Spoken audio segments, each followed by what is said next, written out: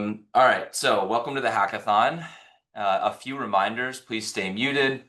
You can turn on your cameras. It makes it kind of feel and be a little bit more collaborative.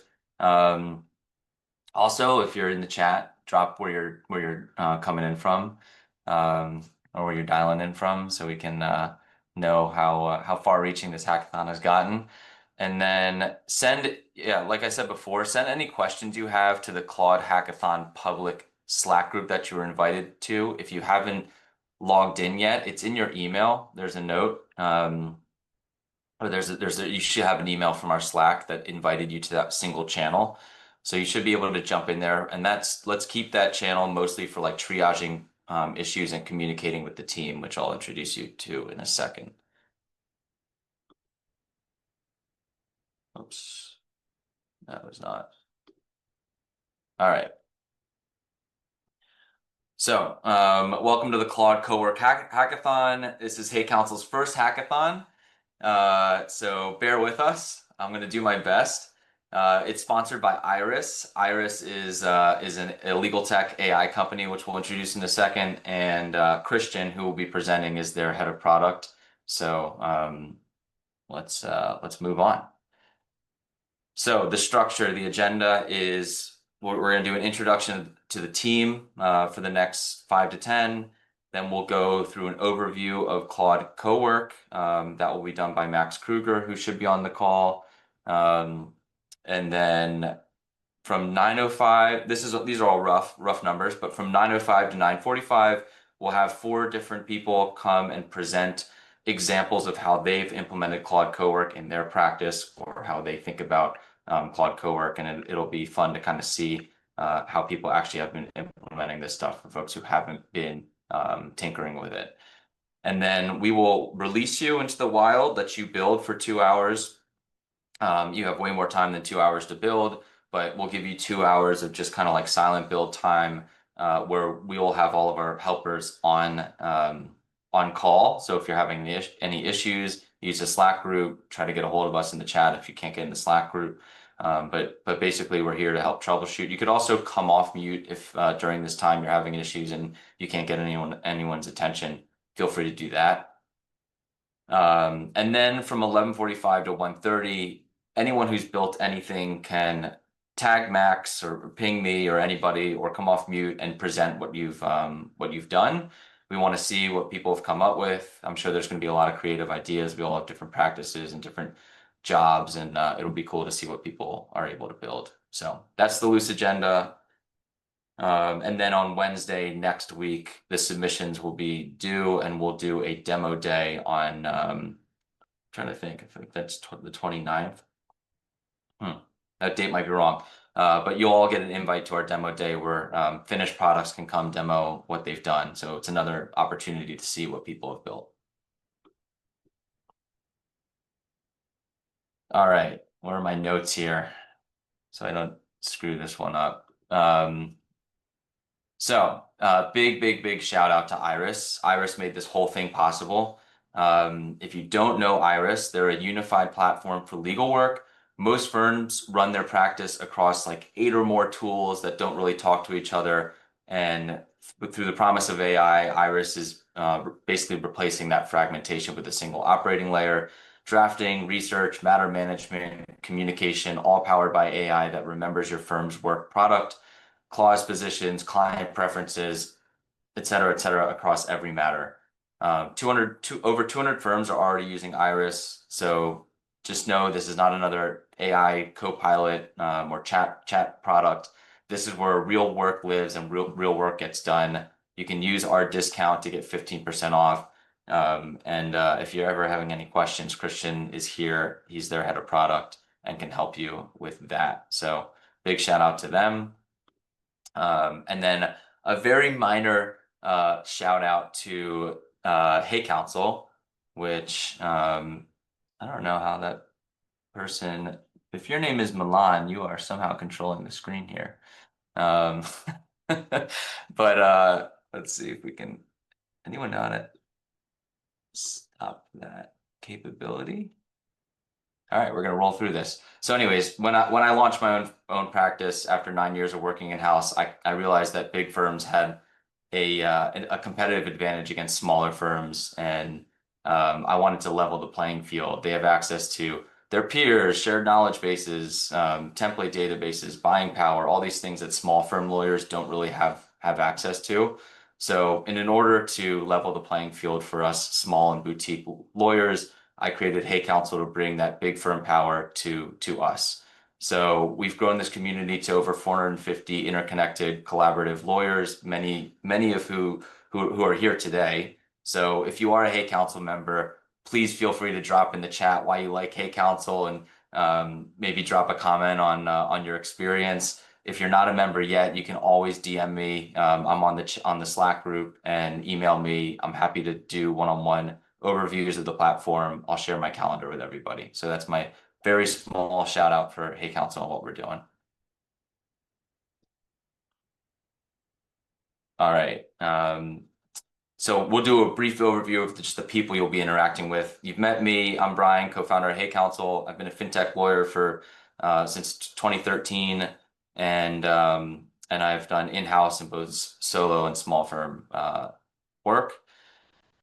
Max Kruger, who will be presenting shortly around Cowork, is the co-founder of Able. He's a Claude ambassador and a former tech lead at Casper Studios, where he delivered agent implementations and AI trainings for enterprises. He is our AI and agent and Claude guru. And also helping out will be Rachel Bender. She's from Art House Legal, also a Hey Counsel member, and she's a fractional GC. She runs a fractional GC practice for creative professionals. She also runs Batesley, which is a legal practice management SaaS platform built using AI assisted development. So she's also one of our AI gurus.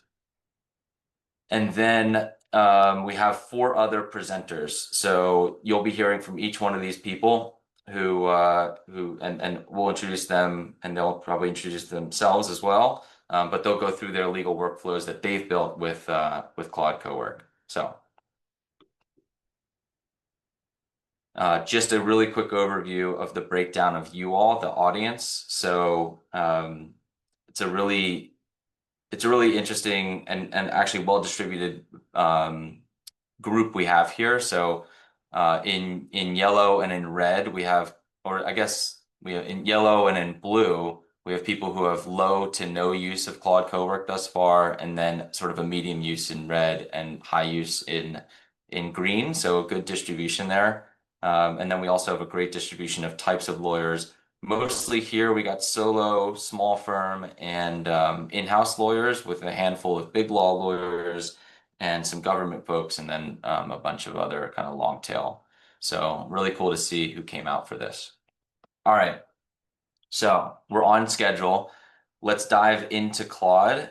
And next up is going to be Max. Do you want to jump in here? Yeah. Hey, everybody. Thanks, Brian. Nice to meet everybody on the call.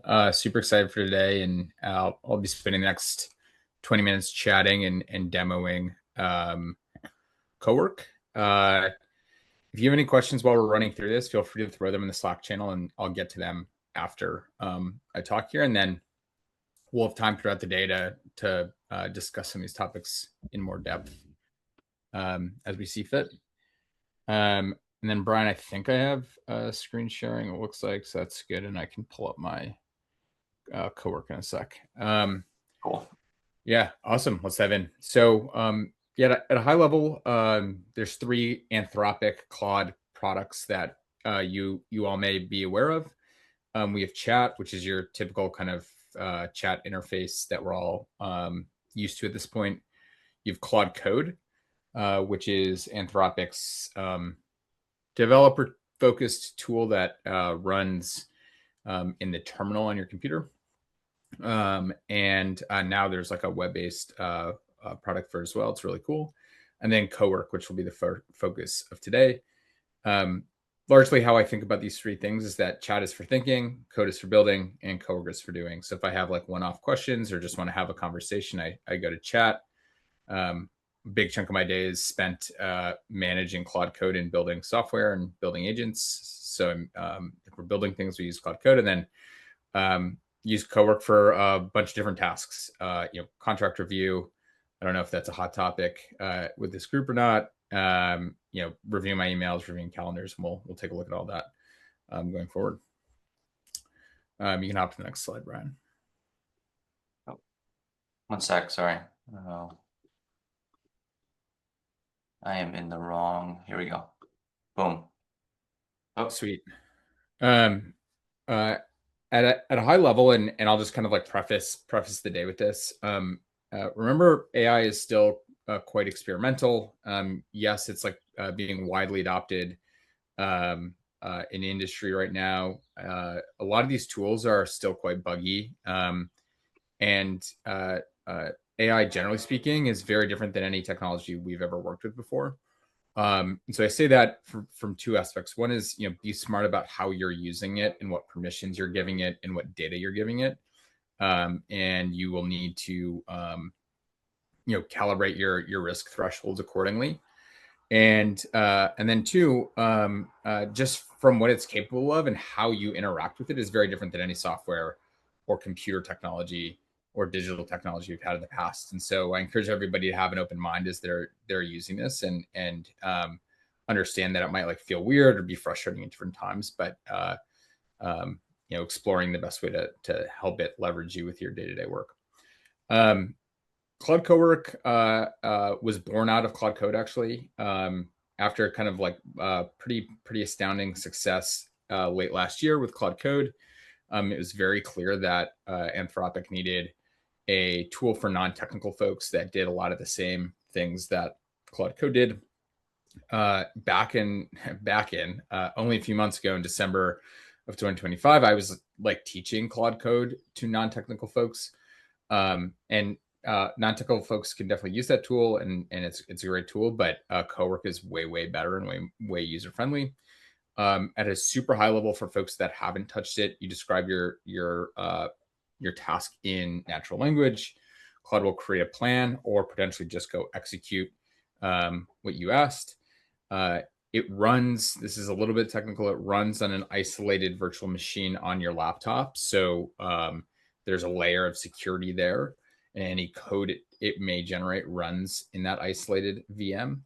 And then outputs land on your local file system. This is why it's one reason it's super effective, is that I can use Claude Cowork with any of the folders I have on my laptop, which means that if I need to do an analysis, I can literally just ask Claude Cowork to go do that analysis, and I point it at the folder, and it can go do that, and has access to all my files.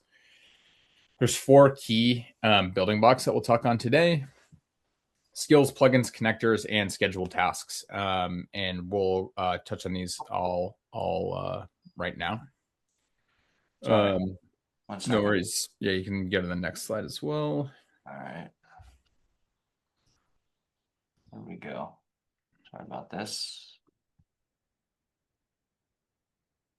So plugins are Claude's way of packaging together skills and connectors in a way that makes them portable across people's laptops and across projects. This is super valuable, I find, with like small boutique operators, maybe and other small teams, where you have a set of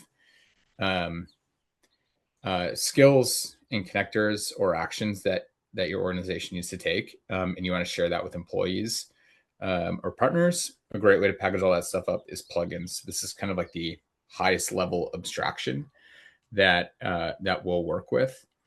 I will like briefly show folks how to interact with plugins, and then we'll hop into the next piece. Plugins aren't like super important. Just know that it's a great way to like share skills and connectors across Claude accounts. So you should see my screen. Looks like it. So if you're in your Claude interface, you'll see 3 tabs up here. I don't know if we see, do I see your screen, or can people confirm that they can see Max's screen? Yes, we can see. All right, great. Thank you. Awesome. You have your chat tab, your Cowork tab, your code tab. If you click into Cowork and you click into customize, this will open up where all your skills and connectors live, as well as your personal plugins. And so if I'm in let's say I have a colleague who created a plugin for something. For example, my old employer, we had an internal plugin for ourselves. I can just literally hit this plus button. I can either create a plugin if I wanted to share something, or I can browse the available plugins. It is quite frankly that simple, plugins wise. And so here's all the pre-baked Anthropic ones that are all super interesting. This is their legal one that comes with a bunch of pre-canned slash commands here.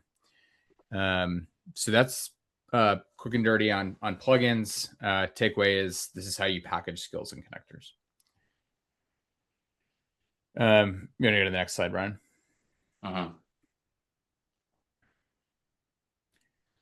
Connectors.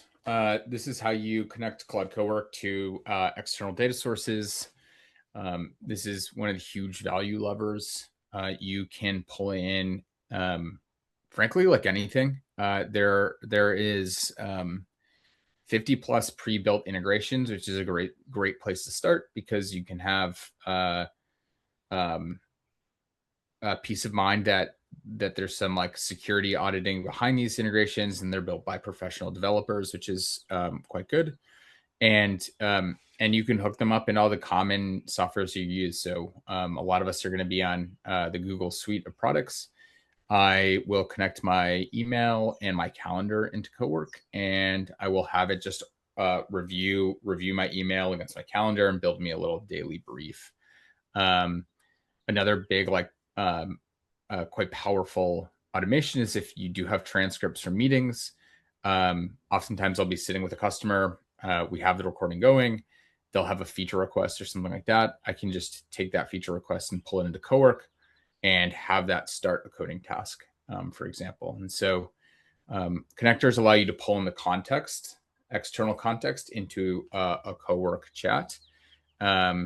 And when we're thinking about how to get the most out of AI, it's all about how you're managing your context. And so I won't show connectors again here, but it's in that same tab, and it's quite straightforward. And then the last piece, and I think potentially the most valuable building block that Cowork provides is skills. Skills are at a very basic level just more prompts specific to a given task or a given skill. And you create them by creating a folder and adding a skill markdown file within that folder that is just a plain language prompt telling Claude what to do. Some like very nice things about this is that once you've loaded those skills into your session, Claude will auto detect them and use them as needed. So you don't have to manage when they use the skills. Skills can be arbitrarily complex or simple. So you can combine skills to do multi-step tasks. And frankly, you can use them to do anything. I use skills all day long to execute work in like complex, repeatable processes that I otherwise would just be walking Claude through doing. And the nice thing about skills is you can just ask Claude to create a skill for you. So if you are in a Claude chat and you kind of get the feeling that, hey, this might be a good skill, you could just ask Claude if Claude thinks it should be a good skill. And if you know it's a good skill, just tell Claude to turn it into a skill and it will make the prompt for you. And Cowork will allow you to export I actually think Cowork will just add the skill into your skills directory. So it's quite simple and quite powerful. I'm going to share my screen again real quick and just touch on skills. Yeah, great. So if you're back in your Cowork tab and you go back into customize and you hit skills, you will have all the skills that you have stored in your Cowork account. This is an interesting one that I think will be applicable to most. You can see here that Anthropic ships down below some built-in skills, and then I have created some skills up here. Just to walk you through like a brief example of what a skill looks like. Uh, this is my email triage skill that I basically run on my inbox to help me understand what I need to reply to. I literally like just created like hit this plus button and then Max, yeah, we may have lost your screen just when you transitioned to something. let me get that back. Good now. Yep. Yeah, thank you. Okay, cool. Yeah, I'll keep the other window up here. I'll be able to tell if it drops again. Effectively, you want to create a skill and you're not in the chat interface. You can just go to your skills tab and then click create skill. And then you have three options here: create with Claude, write the instructions directly, or upload a skill file. I should take a step back real quick and note that if you're using third-party skills, make sure that the people that you're using the skills from are trusted or they're coming from major corporations. I was reading earlier this week or last week that somewhere between 10 and 20% of skills are malicious.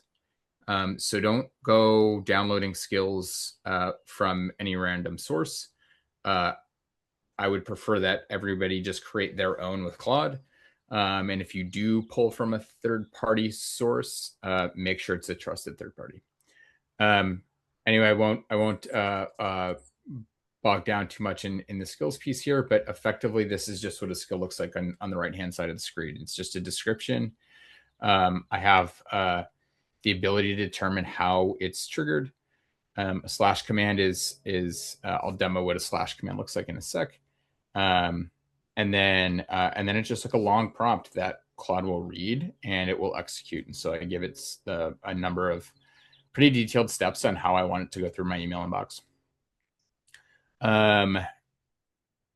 One kind of like operational thing to note on connectors, skills is the same way. For example, the email triage skill is going to use my Gmail connector. You have the ability to control the access levels Claude has with your connectors. And so, for example, the read-only tools, I allow it to always use. And then the write and delete tools, I ask it to ask me for permission to use them. And so you do have some granular control here over Claude's ability to interact with third-party connectors. And you can reference those connectors in your skills. So connectors plus skills equal plugins. You can share plugins across organizations, and skills plus connectors are how you really derive as much value as possible out of Cowork. One last thing here on slash commands. Slash command is literally just when I type the forward slash, and you can see I get a number of options that come up here. Slash commands are pretty nice if you're like in the middle of a long chat thread and you know that you have a pre-canned prompt or a skill that you want to invoke, and you can just do it deterministically. You can also do it at the start. So here's my email triage, and then if I just hit let's go, it will kick this process off. I'm not going to let it run because I don't need my email broadcast publicly, but you can get a sense of its thinking, it's looking for the right tools, and then it will eventually go search my inbox and pull that stuff into this Cowork session. A couple of other pointers while we're sitting in here. You can follow progress on the right-hand side. As Cowork is generating artifacts, those will show up under the working folder. For context, you'll be able to see all the skills that have been used. And for longer duration tasks, it will create a to-do list up here in the progress bar. I can add files, skills, toggle on and off, connectors down below. Click into specific plugins or slash commands as needed. Add folders from my local laptop, and then add files ad hoc as needed. And lastly, I can toggle permissions, so skip all approvals or ask. And then I think Brian, if we want to hop ahead here, I think wonder if I have a scheduled task. I don't. I will. I'll just talk about scheduled tasks real quick because we have a couple of minutes. Um,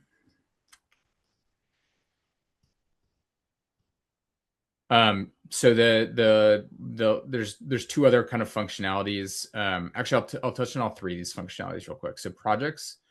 I'm actually like not a big user of projects. I do like I do hear a lot of good things about them, but I think it might just be the nature of my work.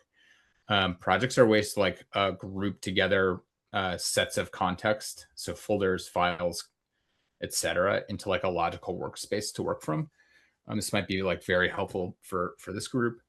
Um, and this was like an original construct that was in the chat interface that they brought into Cowork. And yeah, so if you have like a long, again, like multi-month tasks, this would be a great way to organize it.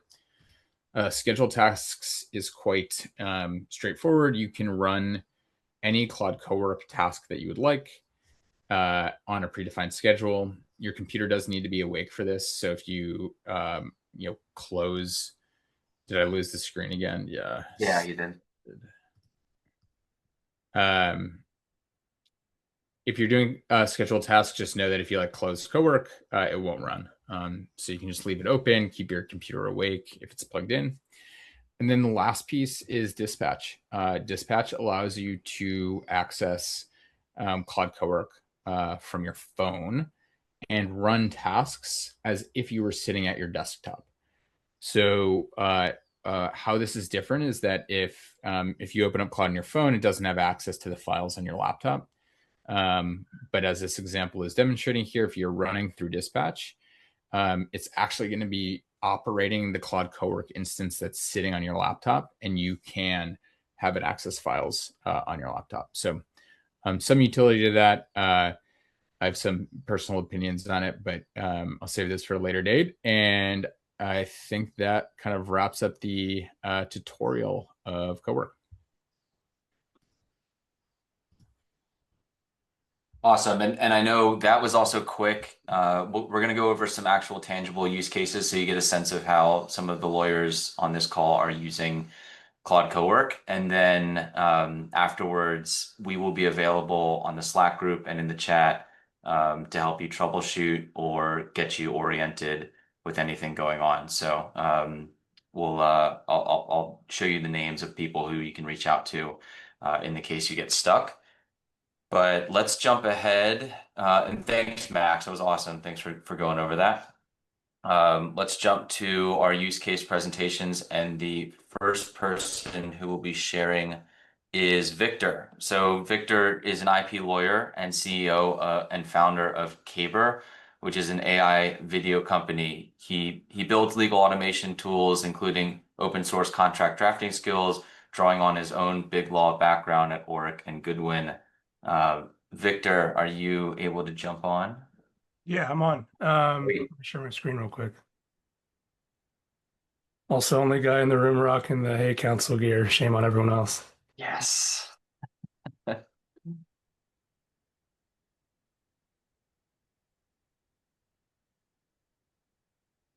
Okay, cool. All right, so let me just do the quick setup here. For the commercial contracts lawyers in the room, or honestly for any lawyer in the room, there's been a lot of debate about how good AI is at doing like substantive legal work.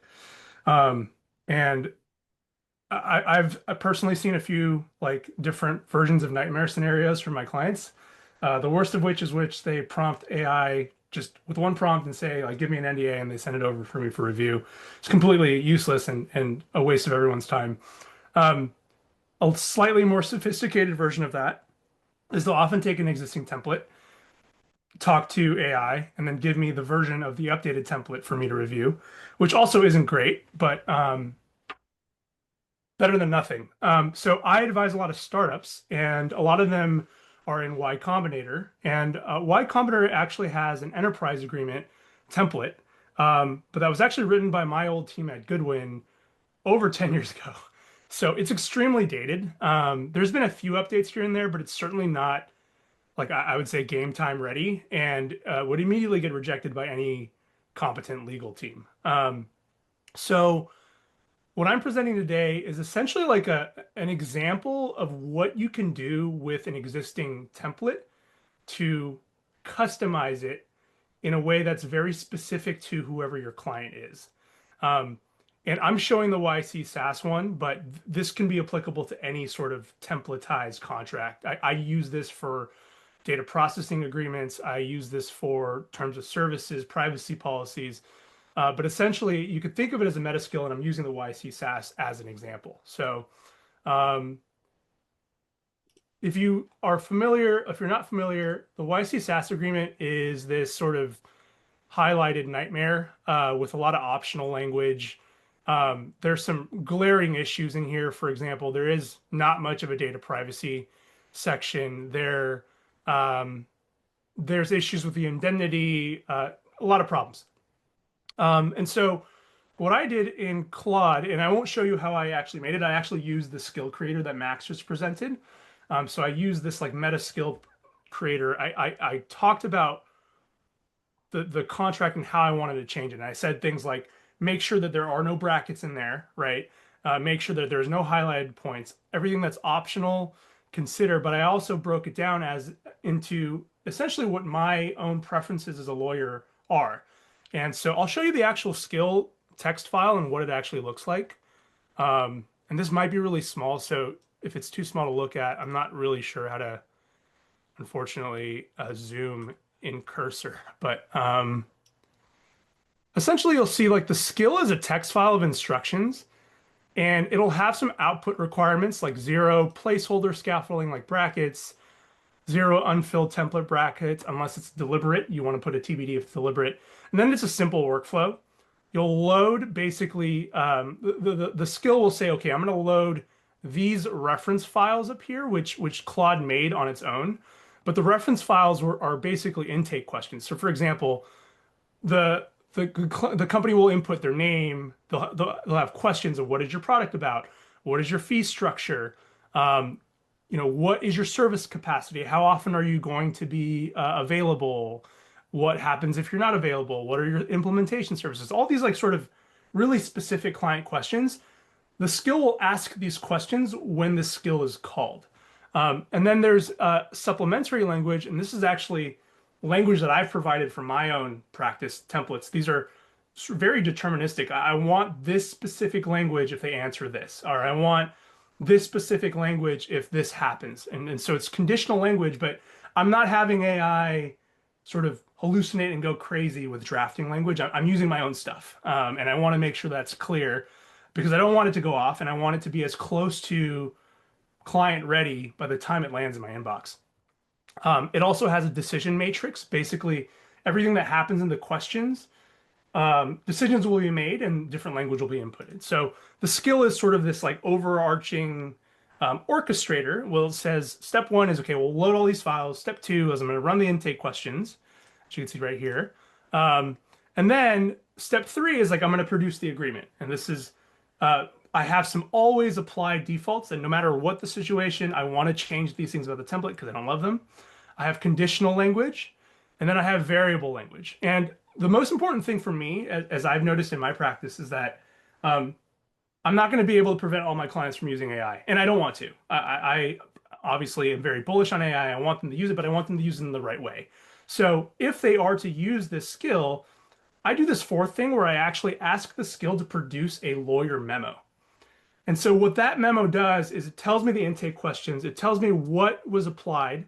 And then it actually flags a few things that I say in the skill that are, you must call a lawyer, like big red flags. If these things come up in the intake questions, I need to know, and I need it to be listed in the memo. And so let me just walk through the real example of how this looks like when it's called in Claude. So let's go back here. I'm going to go to the draft YC SaaS. So it takes a while. I'm not going to run this live because it just takes a while, but you'll see the / command that I call the YC SaaS drafter.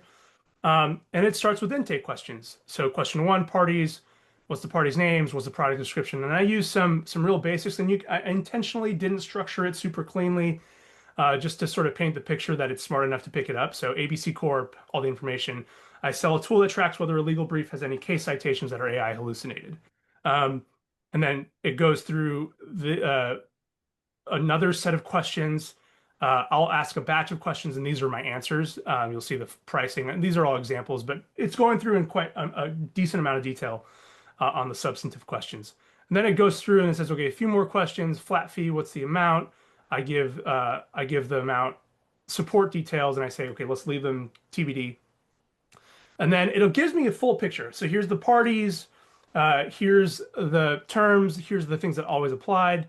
Flag for me as a lawyer, DPA is almost certainly needed in a deal with Google. Right now, the data retention timeline is never attained, which is very aggressive. It's just letting me know some of the things that I've put into the skill that I showed you earlier. And then I have some comments. Let's not worry too much about Google, or really think about this as a template that's applicable to other customers as well. But thanks for flagging, worth noting. Now it went through, this took maybe 10 minutes, went through in a decent amount of detail, and it gave me the results. So I'll show you the comparison. Earlier I showed you the YC SaaS agreement, which was, this sort of mess.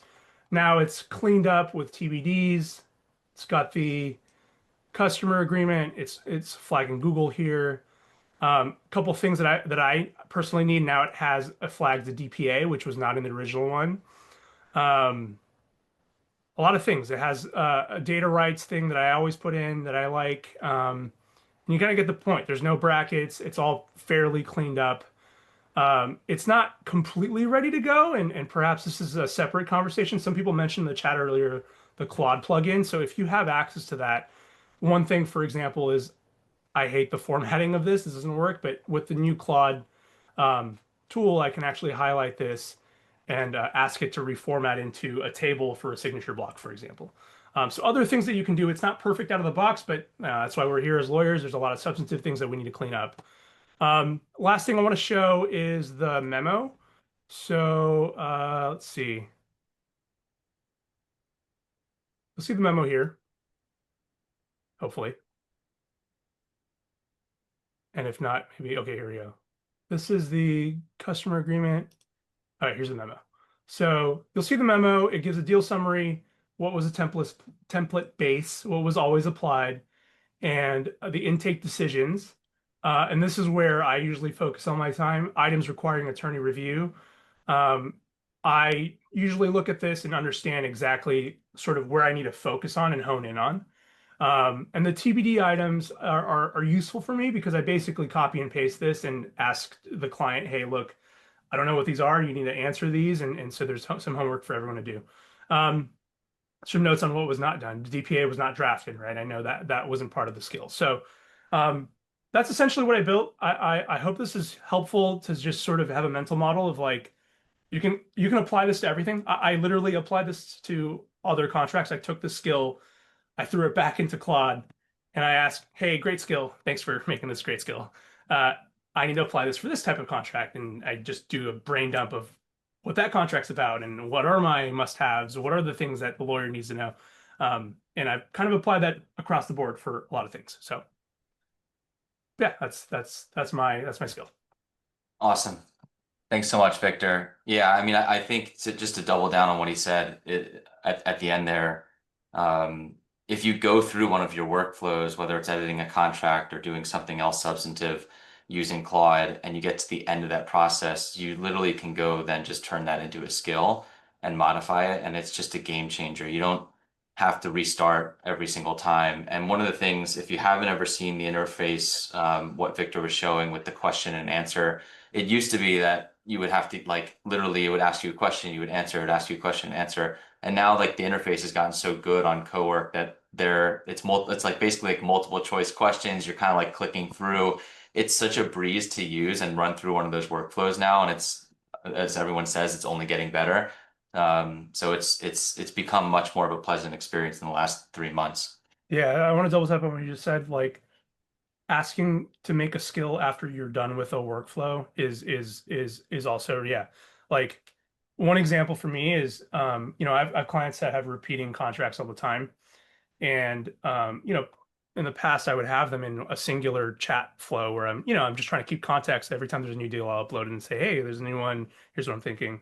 Um, and essentially you can use a skill to make a playbook, right? Like, okay, like I've done this 5 times. Please make a skill that memorializes some of the playbook so that the next time this client has another contract, I can call that skill and it does sort of all that thinking at once. Go grab a coffee and come back and see the results. So yeah, that's also a huge, huge hack. Super useful.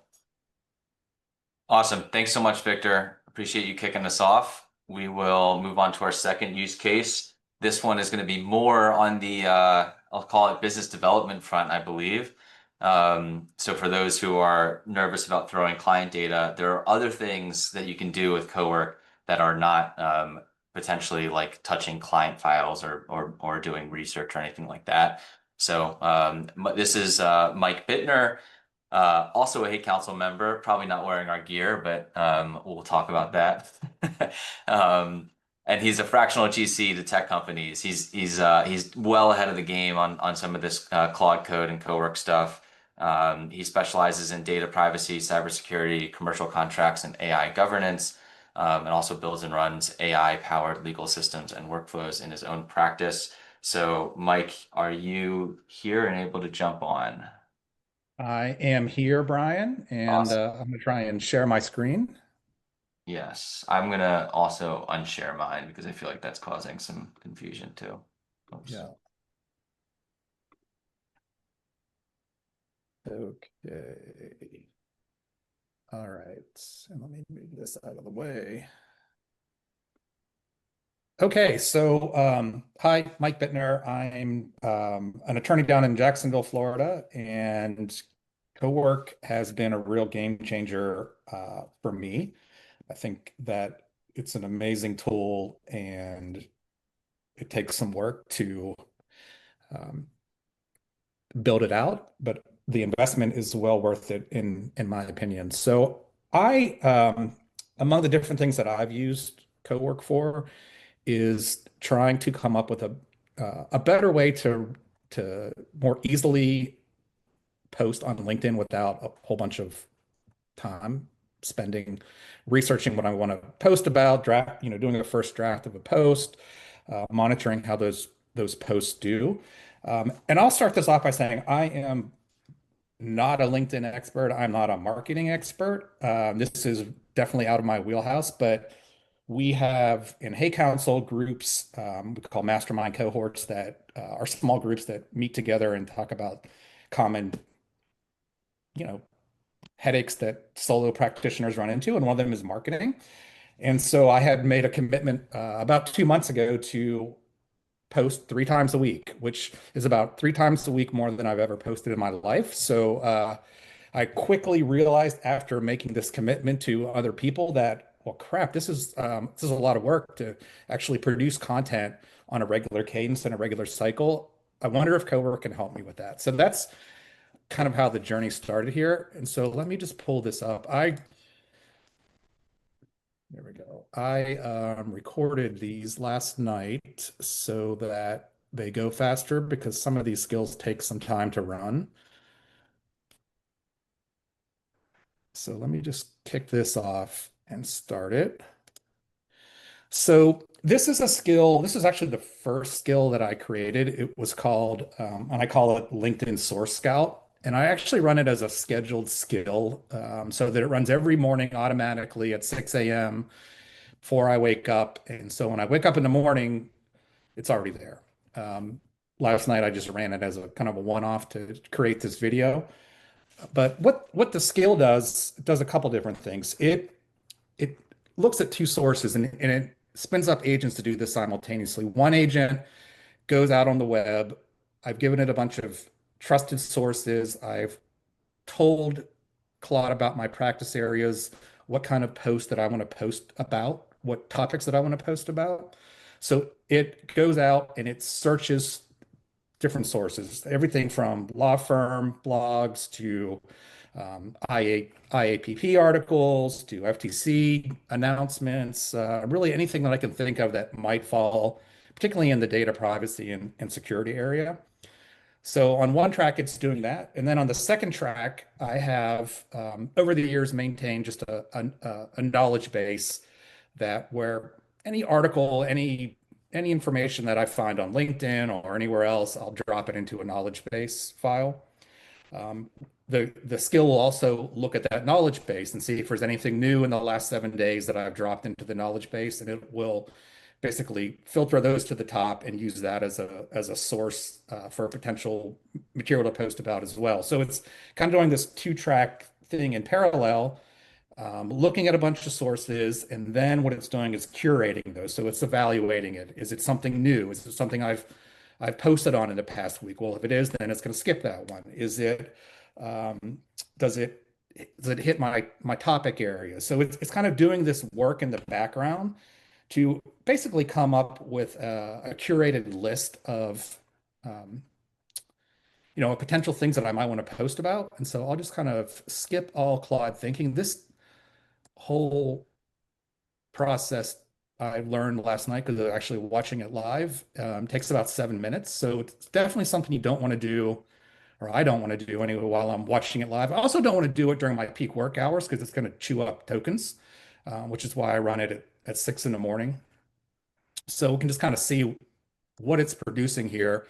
It produces a candidate list of different topics that I might want to post on. So it finds an article, it tells me why this might be something that you want to post about.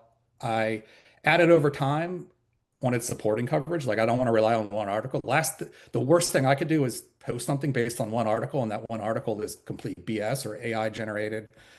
So I ask it to get supporting coverage so I can go look at different articles on the same topic. And then what it does is it just keeps doing these, and it generally produces about 4 or 5 a day. And then I can click on in the morning, evaluate them. If it's something that I think is post worthy, then I can create a post, which I'll show in the next skill, the tool that I use to just produce a first draft of my post. And one of the cool things about this, and this, it's like you create these skills, and I use Skill Creator for this. And the first time I did it, it ran and it worked, and it wasn't perfect. Second time I ran, it wasn't perfect. Like, oh, I wanted to do this. I need to add. I wanted to take in feedback of what I've done. So I wanted extra supporting coverage. So you just add to these skills. You just tell Claude like, hey, I need 3 or 4 other sources as supporting coverage. Add that to the skill, and then Claude does it, which is great. I don't need to understand how to code or do anything like that to run this. I'm able to do it, and then what it does is it produces. Another thing I would want is like clickable links. So all these links are clickable, so I can go right to the source. And so this is how I kind of just scout sources and scout articles that I might want to run. And then what I do, and I ran this as a separate video, so let me pull up the next one. I use this. Oh, wait a minute, I think I just pulled up the same thing. LinkedIn post drafting skill. Yeah, so this is it. I just started the same screen that we just ended with on the source scout. And now what it does is it runs I got to get rid of this I can't see it. And I just tell it draft a LinkedIn post for candidate number 4, which is this CCPA article. It went so fast I forgot what it was, but it has something to do with CCPA. And so what this skill does, it drafts a first draft of what I might want to post. So it uses a style guide that I created in Claude Cowork. It references anti-AI rules that I have developed over time in Claude Cowork so that it doesn't, on its face, come across, hopefully, as AI generated. It uses various frameworks for how to present the material, whether it's a problem solution type post, whether it's a mythbuster post. There's a news hook and analysis framework. There's 4 or 5 different frameworks that I came up with. I think I got those from an article I found somewhere. I don't, they certainly weren't anything that I created. Um, they either came from an article or they may have come from the skill creator. Claude itself may have come up with those. Um, and I've tweaked them as I've gone along. But it runs this process to go through my skill creator. And then what it does at the end of this process is it will produce a first draft. And so you can kind of see how that develops. Um, it will run this anti-AI audit. I had a hard time getting it not to use a bunch of AI terms or tells. And I eventually had to do it. I had to tell the skill like you keep skipping this, run an audit. And even despite this, I still often get, especially M dashes. It seems like you can't beat an M dash out of AI for whatever reason. They're just built into the DNA of the systems. But so what I get is just and this one's really short, but what I get at the end of that is just a post, a draft post. And typically what I do is take this and I'll expand on it. I'll edit it. I'll review and edit it. And what the cool thing is that the skill itself also will take that editing process and it feeds it back into the skill to say, hey, next time you run this, here's what Mike likes, here's what he didn't like, and we'll take that into account. So it builds on itself. Do I have time to show one more, Brian? I'm not sure what my time is. Yeah, keep going. I mean, the reality is we're gonna do these use cases so people can get inspiration, but Yeah, anyone watching this at a certain point, if you're like, I want to start building, you can throw us yeah, on low volume or no volume and start going for it. So yeah. yeah, the more information, the better. Okay, And great. I also I'm looking in the chat and I hear there's a stop slop skill that you can use. I'll have to People, find that. people are sharing it. Yeah, we'll also we will go through all this chat stuff and pull out some good resources that people are sharing and insights. So Yeah, the conversations will not be lost, people. yeah. And then the next one is actually a real quick one to show you, even though it says it's a 9 minute long. I have one of the things is like, okay, well, how are these like, how do I evaluate? What are the metrics? How do I know whether any of these are reaching, other than just, looking at my post and seeing how many impressions it got, like on LinkedIn? Like, there's got to be a better way to do some reporting. And maybe LinkedIn has it somewhere. Haven't found it, haven't really looked for it, but it was easy to create on Claude Cowork. So what I did was, this is just kind of running through this process. But let me get to the end of this to kind of show you what it ends up producing for me at the end of the day. And I have this run every Saturday morning. So it basically um, takes a week worth of data and looks back, and I had it basically just produce a report. So it gives me a report of how many followers I have, how many posts I've made, what the highest impression posts that I have. Some of them are embarrassingly low, but that's okay. I don't know that I'm necessarily, I mean, obviously impressions are good and you want people to see your posts, but I also understand that it takes time to build visibility for your post.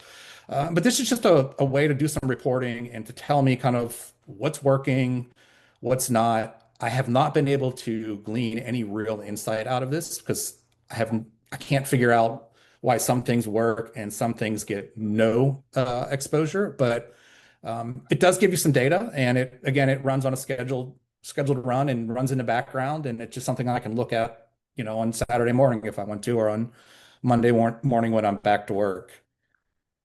So that's that skill. And then the final skill I have was actually um, Jonathan Savard, and I don't know if he's on this or not, but he had posted something on LinkedIn about, hey, wouldn't it be great if you could, rather than having to spend 45 minutes scrolling through your feed to find things you might want to comment on, whether, if you could do that in Claude, or if you could do that with using AI. So I thought, well, that's actually a great idea, Jonathan. Let me try that. And so I did, and it's called my LinkedIn Feed Scout. And this just kind of sources things that I might be interested in posting in response to somebody else's post. And so what it does is it does that. It goes back a few days and produces various candidates for posts that are kind of in my practice area or in my direct contacts that I might want to post about, and then tells me, here's why you might want to post on it. Here's a suggested angle.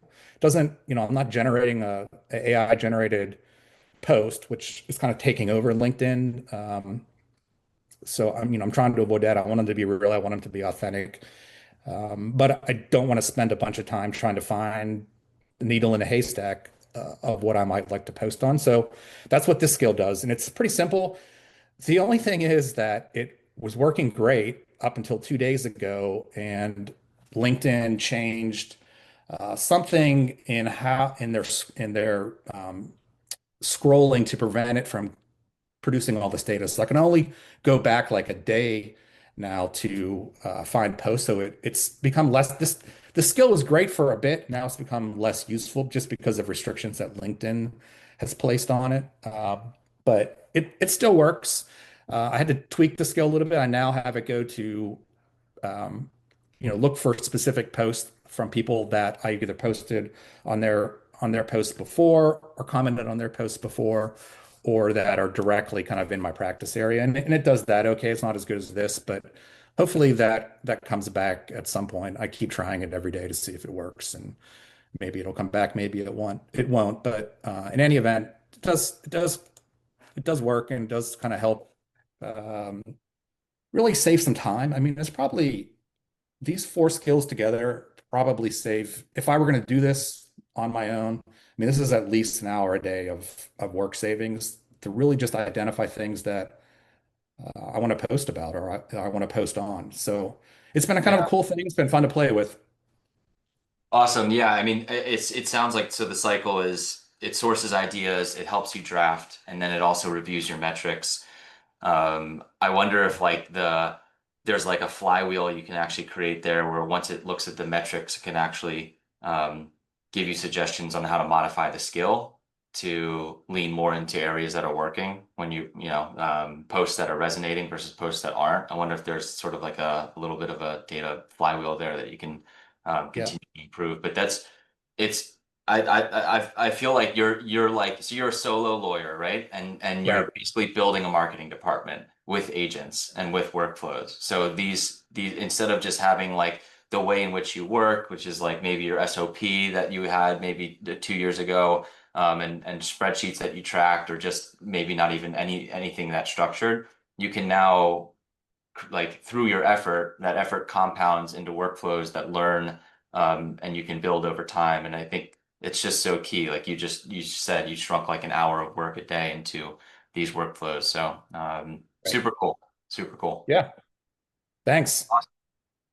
All right, that was Mike, and we are going to move to Nitesh. Nitesh, I believe you are on as well. Nitesh Here. is counsel at MidPage, and we wanted to get MidPage involved here because they have a plugin that works with Claude Cowork, and Nitesh can give you a little bit more information on MidPage, but we wanted for folks who are doing sort of the legal research side of things, researching case law, either for litigation reasons or regulatory reasons.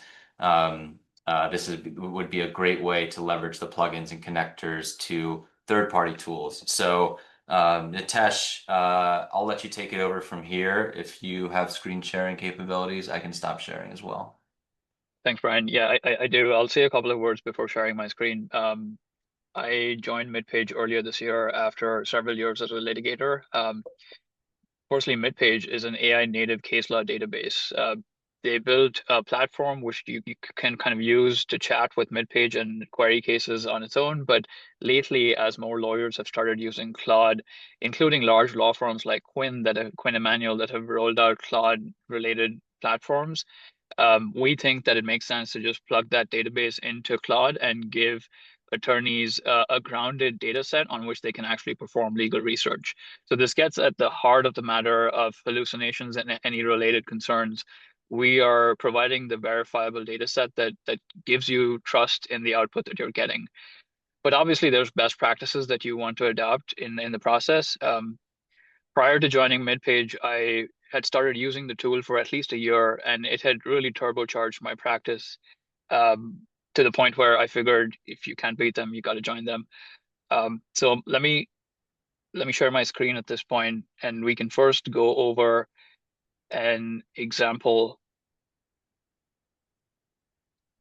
just of what the research looks like. Do you see my screen? Yep. Claude Cowork. Yeah, we can see Claude Cowork. Perfect. So first up, let me show you where the connector is. If you have a mid-page subscription, you go down here, you can scroll down to connectors, and you can essentially see inventory of all the available connectors. You want to make sure that mid-page legal research is turned on.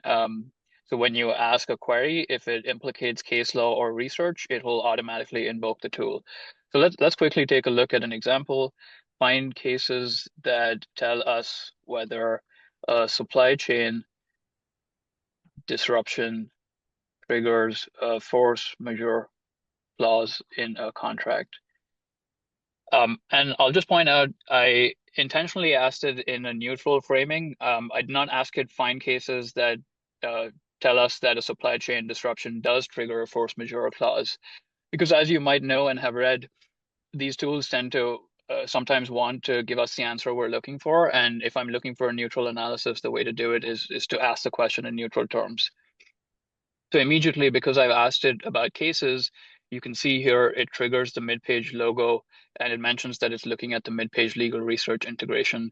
What it's doing is it's first searching for cases and then using our proprietary analyze tools to go through the cases and figure out if it actually addresses the question I asked. And again, this is an improvement over just Boolean keyword search, because I'm not limited by the specific words that I would expect to find in the cases. I can actually ask it logical questions and have it go out there and do research in the way I would expect a human lawyer to apply its research. So while it goes through this, we'll start to see results streaming in soon. But obviously, I want to talk about how we can take this one-step research and really tie it together with skills. So I'll show two examples. One is a procedural example of how we can build a skill around research, and then talk a bit about the substantive skills. While this is happening, so I set up a meet and confer tomorrow just for the purpose of this demo. There it is. So the opposing counsel in this case, who is Perry Mason, sent me an email last Friday telling me we should chat about his client who is accused by us of stealing trade secrets. This is a classic meet and confer email that you see from opposing counsel citing a couple of cases. I respond with my position, and I say we can talk more about it on Wednesday, so tomorrow. So using this setup, let me go back. I'll let these results stream through. We can look at it a bit later.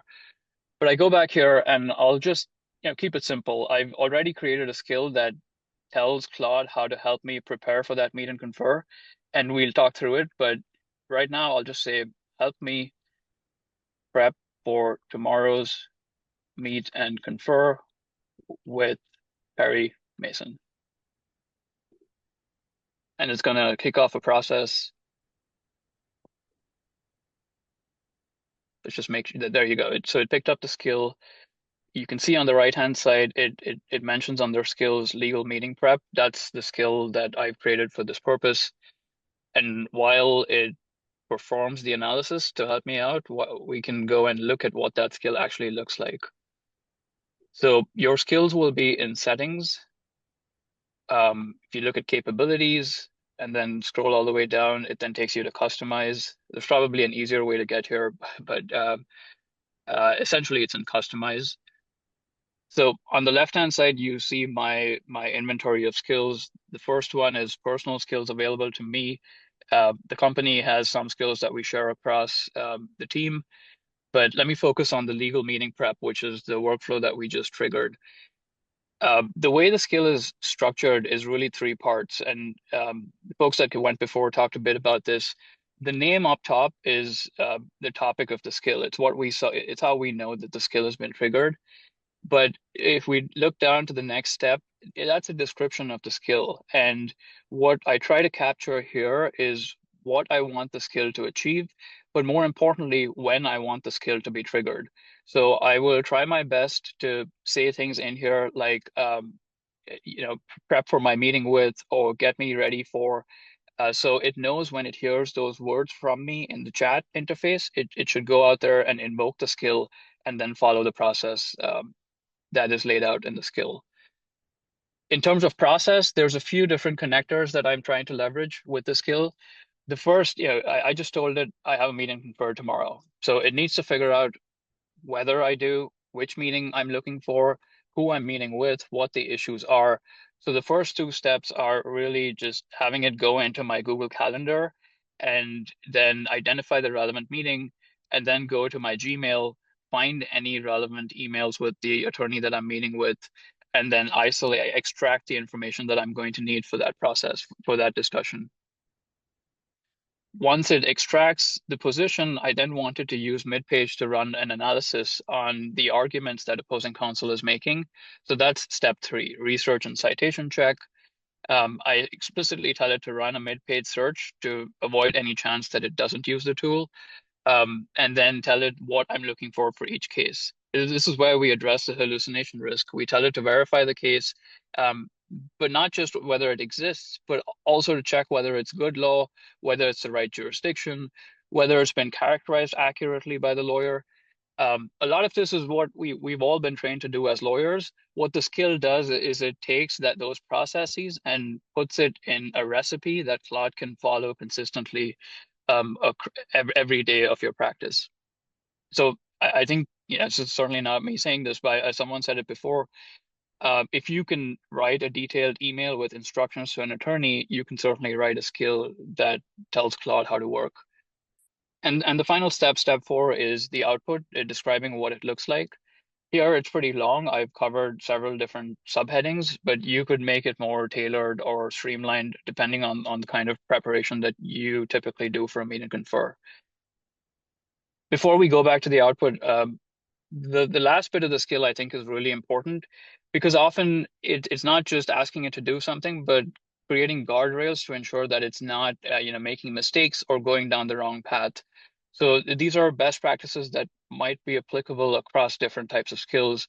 Ask before guessing is an important one. If it finds the wrong meaning, it's going to create work product that is essentially useless. So most of my skills will tell it if it's unsure to ask me questions and clarify. And that's a really, I guess, recommended step for creating skills. So let's go back and see at this stage if we have our output.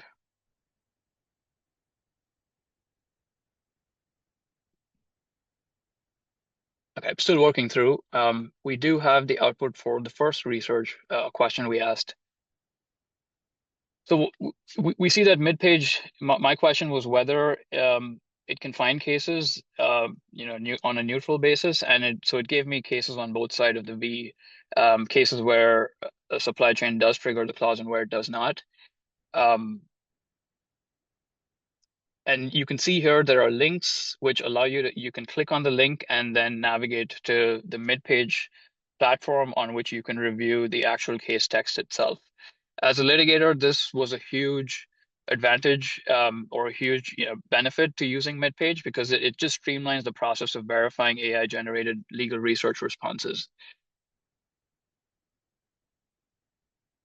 Going back to this, this typically tends to take 9 or 10 minutes. So thankfully, I created a backup memo. But before we look at that, if you look at the top right corner, you can see based on the skill, it has laid out a process, a checklist that it should follow in order to execute the skill and give me the work product that I asked for, starting with finding the meaning, pulling the relevant context, checking the sites, and then drafting the memo.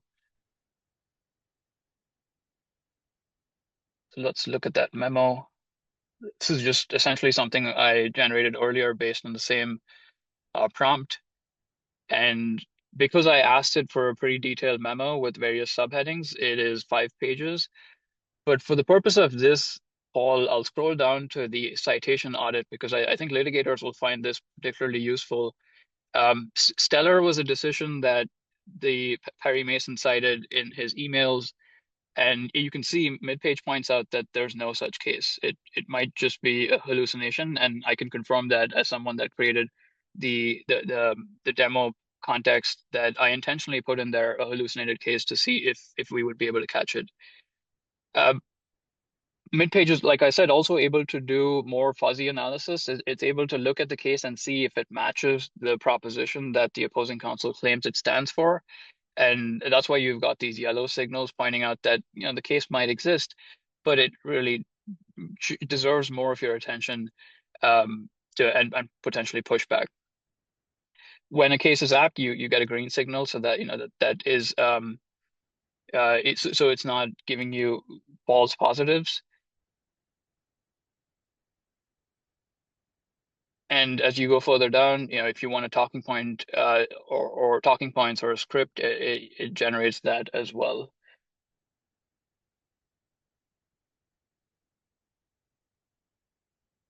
So with legal research, I know there's a lot of concern about using client data with Claude. So with legal research, I guess there's a short-term fix, at least, that we can ask our legal research questions to Claude without having to input client data.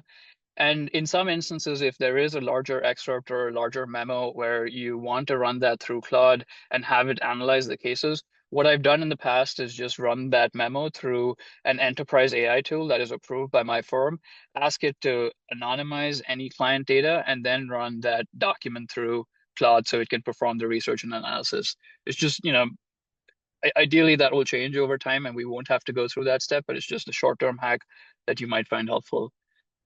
So now that we've looked at the procedural skill, there is also, a whole other world of substantive litigation skills that you can create using Claude. And I'll go back to my my skills library, which includes several substantive skills. For the last 3 years, a lot of the cases I litigated were trade secret cases. And as if any of you are trade secret litigators, especially in California, you know that the trade secret disclosure is a key hurdle that plaintiffs have to overcome before getting into discovery.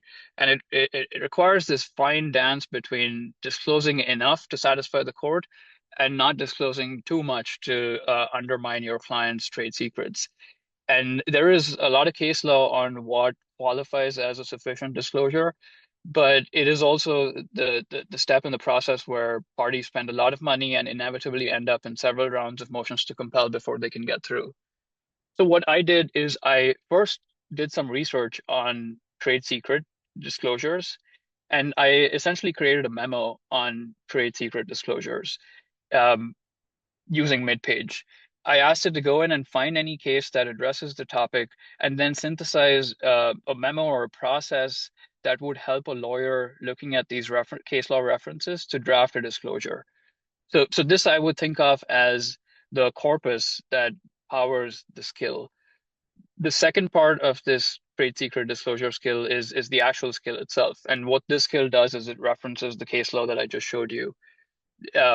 It is essentially a recipe for how to go through, informed by the case law analysis, how to go through and take our client information, take their documents, and draft a disclosure in a form that's likely to pass muster in court. I'm not going to go through this and run it because it inevitably to show how it works effectively, it does require case-specific information. But I show it as an example of how I think litigators can take their workflows and their preferences for how to argue specific issues and codify them in repeatable processes that can be invoked every time they use Claude. Let's take a final look to see if the analysis completed. Yeah, there we go. So we have a prep memo here, which should look exactly like what we went through. Yep. Again, reliably flags the hallucinated authority, and then goes through and talks about, I'll point out the one at the end, BDO Seidman as well.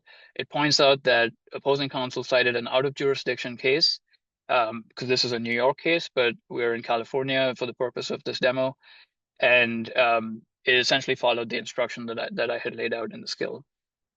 So that hopefully adds some value for the litigators on this call.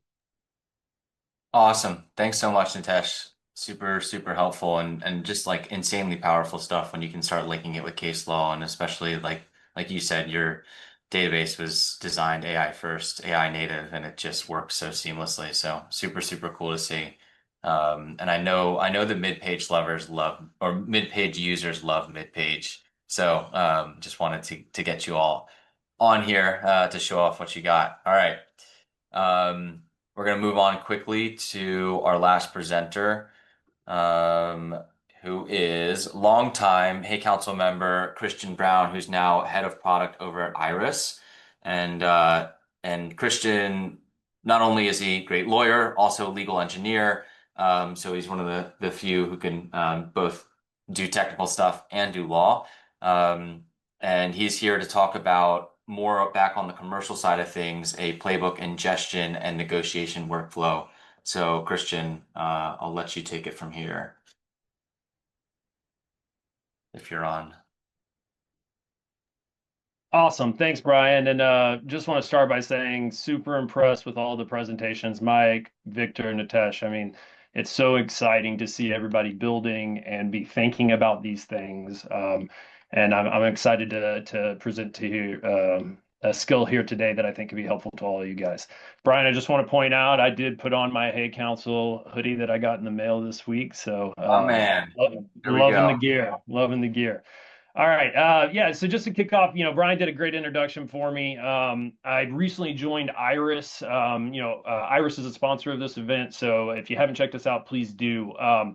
But one of the questions that I've gotten going into the event is if you're part of a legal tech company, why would you sponsor this event, or why would you present skills to help people build things outside of your platform?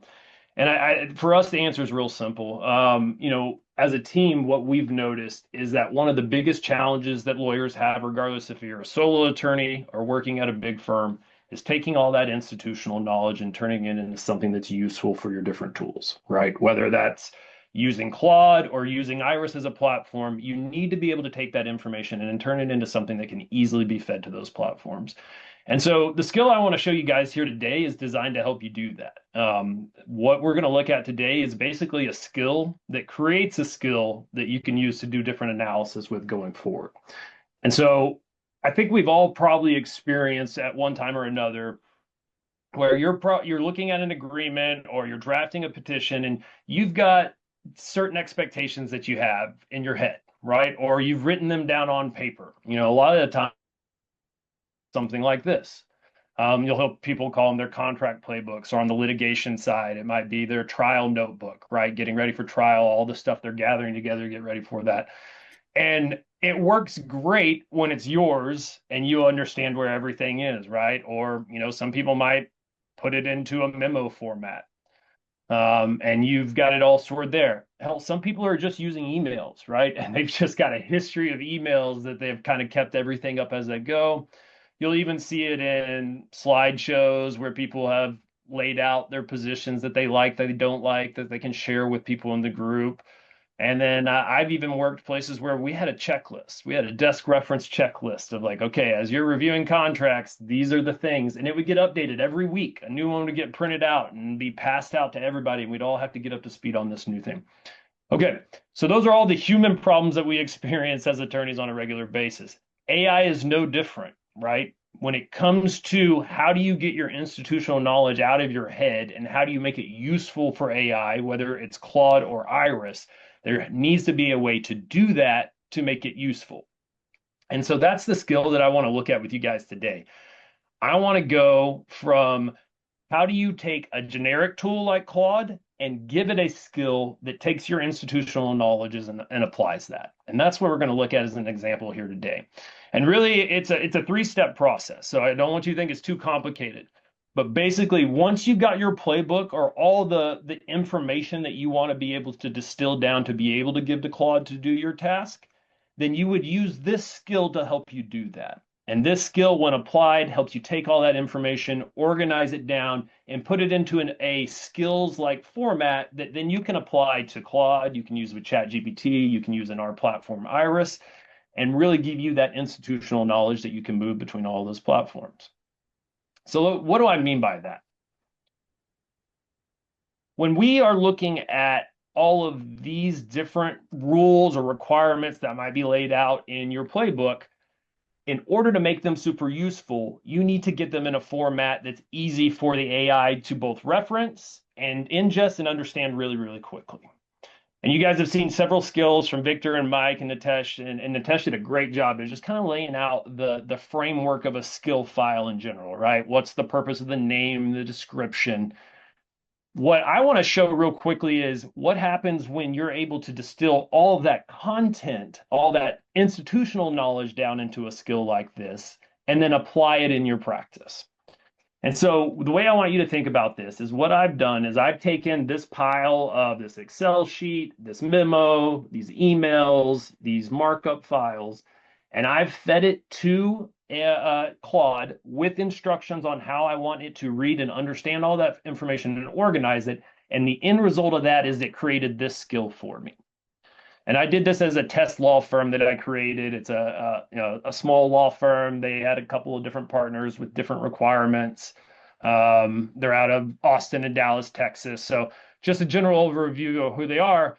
But what it meant was I gave it a whole bunch of different forms of information, Excel files, PDFs, text files, emails. And I said, no matter what format it comes in, this skill has to be able to ingest that information and then to distill it and display it in a way that's useful and understandable both by the person and by the tool that they're going to use. And so that's what you see here. Taking all of those documents, it distills it down into an overview of the firm, the whole point of that skill that they're creating, right? So I was doing a contract review playbook here, but if you're doing a litigation review or something related to discovery, you can distill that down into the skill and then give it all your specific institutional knowledge or your specific rules that you want to apply to that process.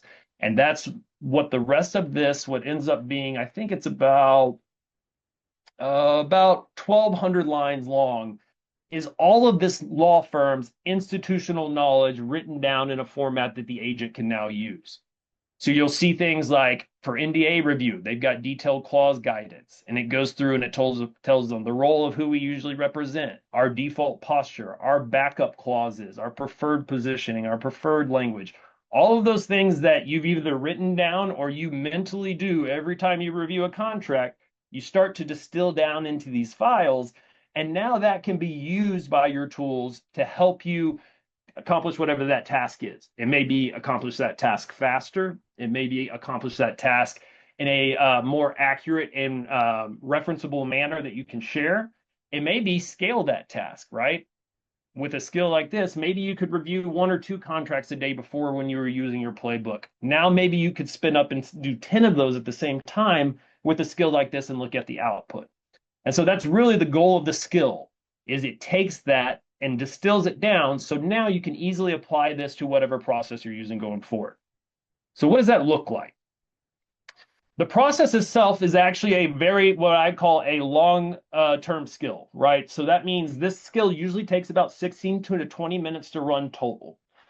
And what it does is it takes the skill rules that I wrote up and it takes any reference materials that you give it. You can see here I did an Excel, a doc, a PowerPoint, PDF. And with a simple command of ingest this playbook or ingest these documents, it's going to apply that skill and it's going to go through in an interactive manner, going to work through taking your information and distilling it down into a skill file you can use on repeat. So I'm going to just kind of quickly fast forward through this to show you guys what that looks like. But the important part is to understand this skill that I've already built is doing a lot of the heavy work of like, okay, if I'm ingesting an Excel file, what do I need to be worried about? How do I translate those tables into something that's useful in a skill type file? So a lot of that, what I would call the legal engineering aspect of how do I ingest my documents into this to make it useful to the computer is what I've built into this skill. And it's one of the things at Iris that we're foundationally building our onboarding process on, right? You join our platform, you want to ingest all your documents, all your emails. This is the type of process that pulls that in, but at a higher level, obviously, because it's going across every source that we could potentially have. So here, as that skill's going, you can see it's reading all of the documents that I've uploaded, and it starts reading them in parallel. And this is a really good example, I think, of where you can see where when you're working with a tool like this, it can do things at a quicker, faster manner than we can, right?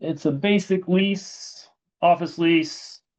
It's a poorly scanned in OCR version of an office lease. Nothing fancy, but what I want you to get from this is to see the effect that that skill has on the review of this, right? So in about a 7 to 8 minute process, all I did was upload this and say, analyze this. It goes through, reviews my skill and understands it, and then begins to apply that skill to the overall lease review and creates a review memo for me to be able to look at. And so that's what you're seeing here. It used 20 tools and ran 13 commands. It asked me 2 clarifying questions, and then it spit out this lease review in Word format. And this is the type of output that you can get if you take the time to distill your institutional knowledge down using the skill that I'm going to share with you guys at the end of this presentation. So here you'll see, got a lease review memo. It's in a format that I've asked it to be in. I get an executive summary with all the recommendations related to do not sign or sign. And then it goes through and it breaks it down. And it's not only breaking it down every issue, but it's showing the recommended action, where it came from in the playbook, and what the language is that I'd want to use and why. So this is all of that information that you were seeing that was spread across, I don't know, 6 or 7 different documents, PDFs, Excel files, emails. Now that it's distilled down into the skill, applying this to 1 agreement or 100 agreements becomes as easy as you facilitating that, right? Making sure you have the infrastructure around you, making sure you have the security around you, making sure you have all the information you need so that the skill can now apply your knowledge at a scalable level. So I'm going to stop there because I know everybody's probably anxious to get building. I will share this skill with you guys, but the last thing I'll say to just kind of take away from all of this is Iris is super proud to be sponsoring this. Hey Counsel, I've been a founding member. Brian has done amazing things with this group, and I can't say enough how important it is that you guys are out here, that you're thinking about this, that you're thinking about the risk, that you're thinking this through and not just letting the moment pass by. So whether you're using Iris, you're using Claude, whatever it be proud of yourself for building, and I will be here to help. If you have any questions, don't hesitate to reach out. Awesome. Christian, you are the man. Thank you. And yeah, big thanks to Iris for making this possible. I'm going to jump to another window. All right, so we have been waiting for this moment. This is build time. So the way this works is hopefully you have some inspiration at this point to go and build something, some sort of workflow using skills, connectors, potentially plugins, potentially mid-page, whatever it is. Hopefully you get some inspiration. If you don't quite have inspiration yet, you can also use the chat. You can see what other people are thinking. If you do have inspiration and you want to share what you're going to be working on, please drop that in the chat. Could be like a 1-sentence description of what you're gonna work on for the next hour and a half, 2 hours. So a little bit of an idea dump, and then that will help inspire other people. So if you got a good idea, drop it in there, and we'll do that for like 5 minutes. But ultimately, at this point, like it's time to go build. There's a couple things. Stay muted for your own safety. And then send any questions. It seems like we're using this chat a lot on Zoom. Feel free to continue to use that. If you really want to get a hold of one of us, we have. Second here. The fun thing is I finished what I was working on like 15 minutes early. So I had enough time to let Claude make me a slideshow for what I made. So we're getting a little meta here. I didn't create anything groundbreaking. I just made a skill in Claude and actually used the chat. I might do it in Cowork next time, but I find that for kind of discrete things where I'm not really needing to kind of mess with other files, I will just use chat. I actually used Cowork for the slide presentation, but that was another thing. So yeah, I just made a template synthesizer skill, which I'm happy to share afterwards. And the problem that we have is that a law firm will often have a couple of different templates that it'll accumulate over time. They may not even be templates. They may just be example agreements. And after a while, you're like, I've used 6 different kinds of contractor consulting agreements. Let me just synthesize these all up and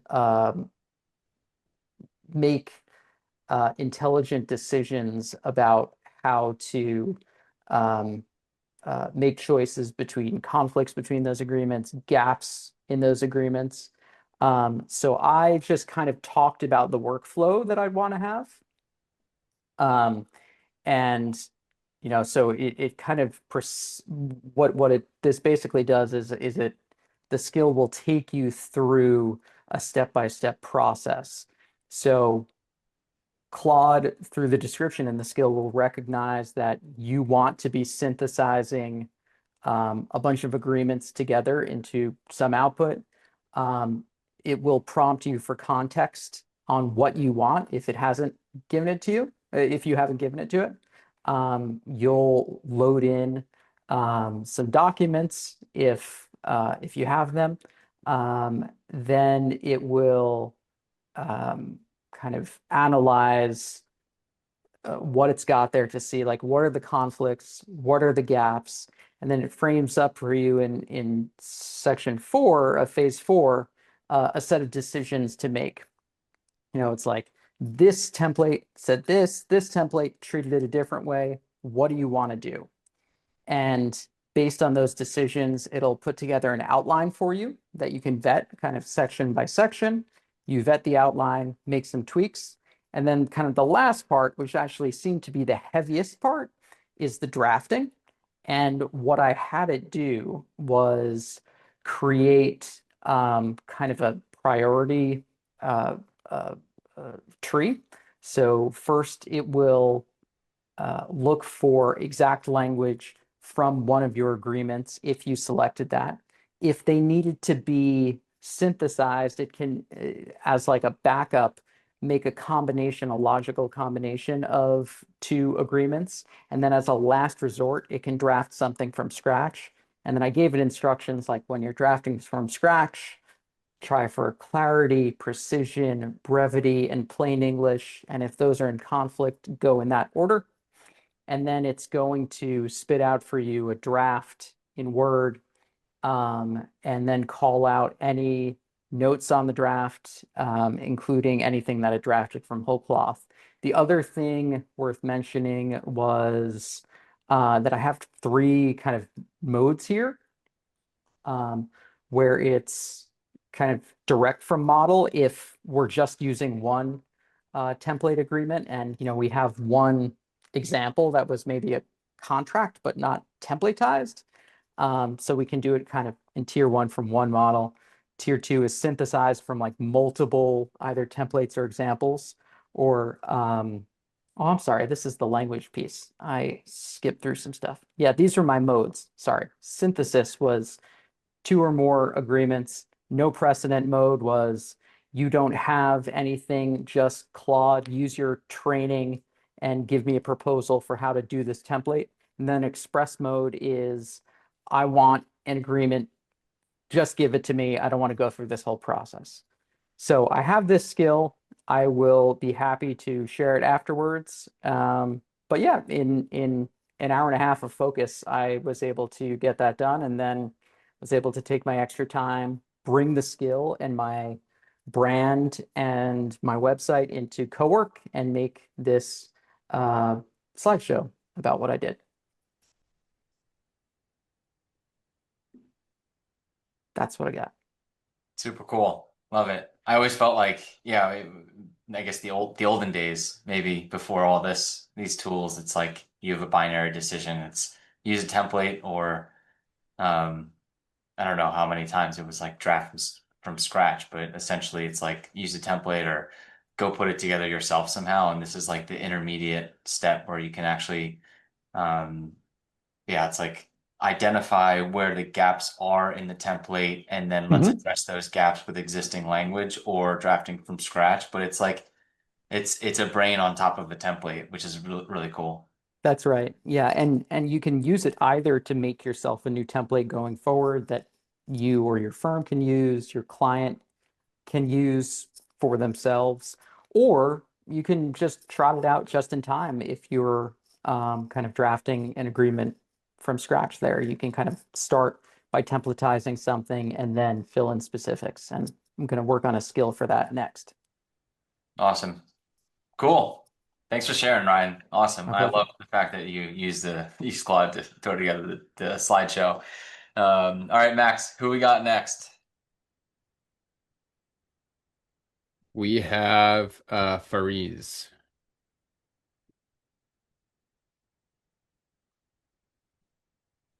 Hey everyone, appreciate you guys putting this on.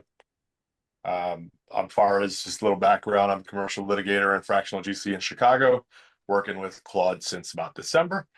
Little skill I put together for you guys is something that I'm hoping is practical and very usable. I had a chance while I'm sitting here. I wanted to add everyone on LinkedIn because I had participants in this chat that I was like, hey, these are like-minded folks and they're all across the country. So I did just that. We put together a little skill. All it does is it takes a screenshot of all the participants and it runs a query. And I can tell you here, let me show you if I can share my screen. Here it is right here. Claude's kind of working through it right now, but I prompted it. I told it to basically take screenshots of the entirety of the participants that were in the Zoom meeting, turn that into a spreadsheet.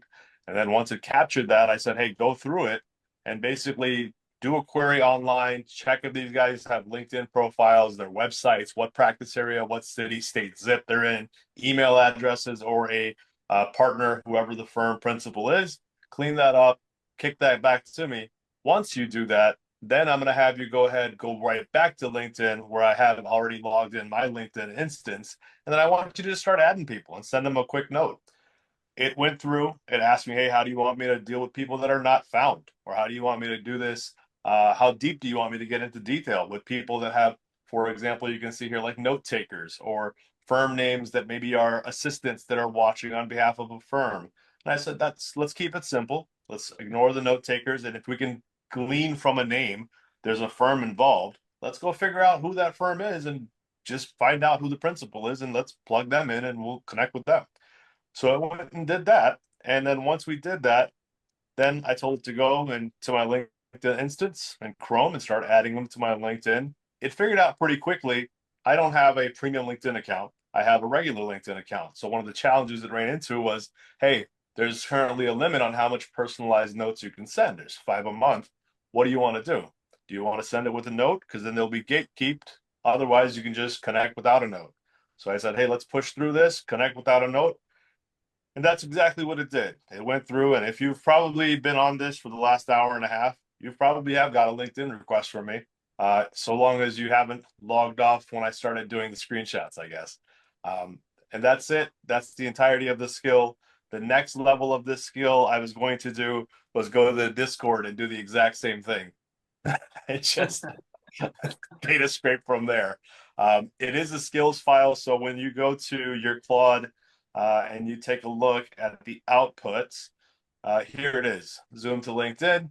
It created a little skill file for you where you can go in and look at the skill itself. And it tells you exactly what it's going to do. It ingests from the Zoom participant list. It then searches each person, their LinkedIn profile, their firm, title, location, creates a spreadsheet, and then outreaches to those people and tracks discrepancies. So one of the things that was coming across, someone may say on their LinkedIn profile, hey, I'm with X firm, but when it came across a Google listing for that person in that city, they may be with Y firm. So it wanted me to know, how do you want to handle that discrepancy? So I said, give me whatever is the most recent version of that and let's preserve it. And that's what it did. So that is the skill. Happy to figure out a way to share this folder and let everyone take advantage of it for all of your future LinkedIn and Zoom participation. That's awesome. That's awesome. I mean, the first thing that comes to mind for me is if anyone hosts webinars, CLEs, anything like that, where you're sort of doing it as a quasi educational / business development thing, similar to this, you could easily kind of like grab the participants list, throw it into this skill, and have sort of like a follow-up routine where you friend people or connect with people, and then send a message saying, "Hey, thanks for attending the webinar, blah, blah, blah, blah, blah." And it's just an easy way. Instead, I mean, that stuff used to take so much time, still does. So a skill like this is super powerful. So very, very cool. Thanks for presenting that. Fareeze, quick question in the chat. Did you use the Chrome extension to basically execute all of this? I did, yeah. So one of the things that I've been monitoring across the board, I mean, Chrome was kind of the first extension for Claude to be able to plug in. Now, I mean, everybody's got some sort of PC version. Perplexity's got one, Codex has one, but I did use the Chrome extension on this one. Great, thanks.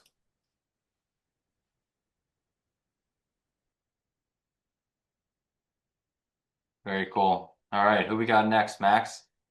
And thanks for presenting that, Fareeze. That was awesome. And yeah, really, you've been super active in the chat, and appreciate all your insights. And it seems like you're pretty far along in this stuff. So very cool to have you here. Next up, we have Rob.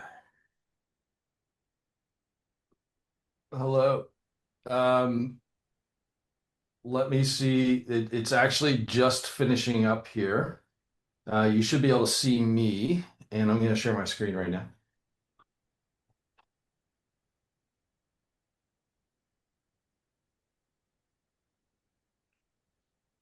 Hi, everybody, and thanks tons, Brian, for putting this together, and Christian, everyone who gave presentations. I've really benefited from everything that went on. You should be able to share my screen.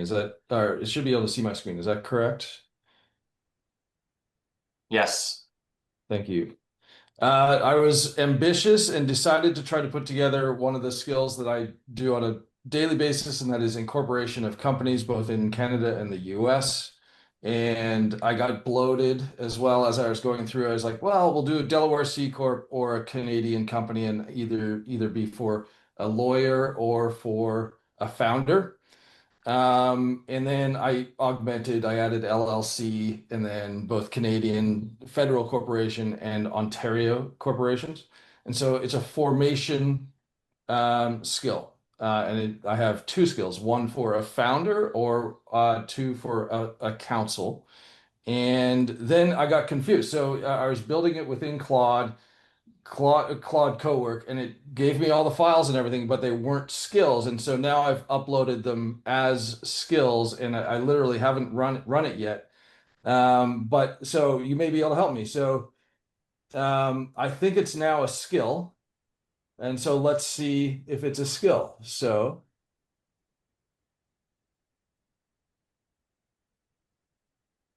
customize skills. Yeah, so it's not here. That's so strange. So I thought I had uploaded a skill. Let's see if I can try it doing this. Maybe it's under connectors. No, it's not there either. Browse skills. It won't be there. Is there a way? So when you go back to the chat. Yeah, see, it always does this to me. That's the strangest thing. Okay, well, let's see that as a learning moment. So I've been finding this recently with Claude, is that I'll start doing things, it does it, and then it's gone. And so I think down there under it's in the middle of the screen. Sorry. go ahead. Go back. That old chat right there. Yeah. This recover lost skill work. Okay, let's see. Is that it? I think that's No, it. it's not. So I got past this. I had downloaded everything as zip files, and then I uploaded them in. I created a new skill. So I customized. I went into here, created a new skill, and then this is an old one, but I was in here, I created skill, created with Claude, and then I uploaded the zip files that it had created for me as a skill, and now that whole chat is gone. It's just gone. Huh. So anyway, that was my experience. I know that the skill is around because I actually have the downloaded zip files for both a lawyer and a founder, and I'll play around with it and I'll submit it. But that was my experience. So I spent the entire hour and a half building the skill, got to finished, and Are then you in the right tab by chance? Are we in the Cowork tab or were you in the chat tab? I was in the Cowork tab. This You're in is Cowork now, yeah. Okay. this Cowork, and you'll notice that none of my recents are here. Here we go. What about, maybe you created it in the chat tab? Maybe go back to the chat tab. See if that changes all the way to the left. Well, This. it's like right, sorry, go back. It's a little, they keep it really small. Right next to Cowork is another, it's like chat bubbles, right next to Cowork. Left. There we go. Yeah, there we go. There it is. So Okay. this should be it. So interestingly, it told me that it was creating the skill from this. So Formation Council, you notice. So it created the skill files. So there's zip files now. But And I'd actually uploaded these to create the skill. So I'm going to download this.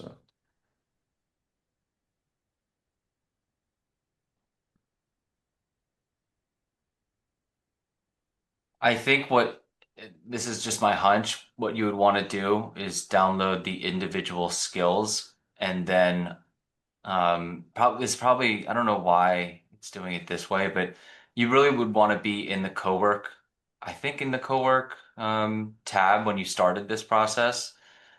And you can then if you're doing it this way, I think there's probably a folder that you would want to upload these skill files to.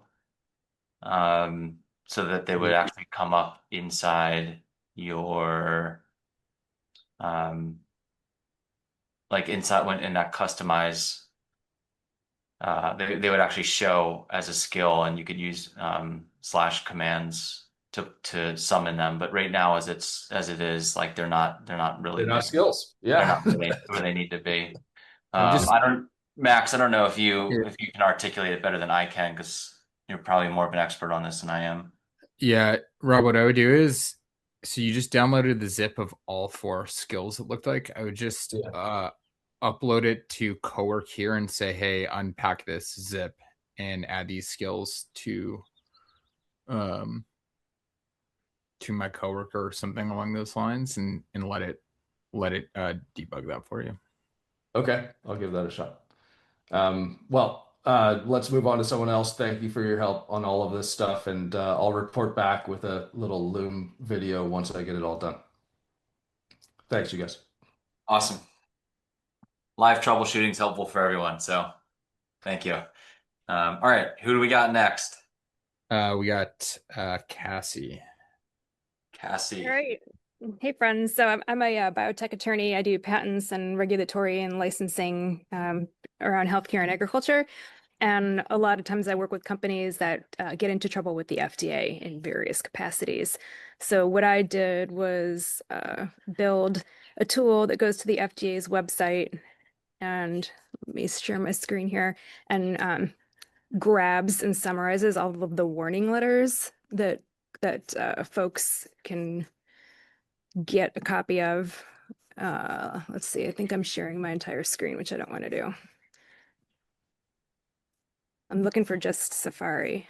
So application windows. So it made a web page just locally hosted on my computer and kind of did some statistical analysis of the last 5 years of data on warning letters. And, it's kind of interesting to see like cedar increased by a pretty significant percentage in 2025. Obviously, 2026 isn't gone yet. So I was looking for themes and trends, and I ran out of Claude tokens fairly quickly. So it didn't get to play with asking it to do different breakouts more than it already did. But then it gives me the letters and it has just some general themes as if it's closed out. And then if I click on these things, it will open up the warning letter. And this is all publicly available. Unfortunately, there's no API call to this, so it's just manually pulling it.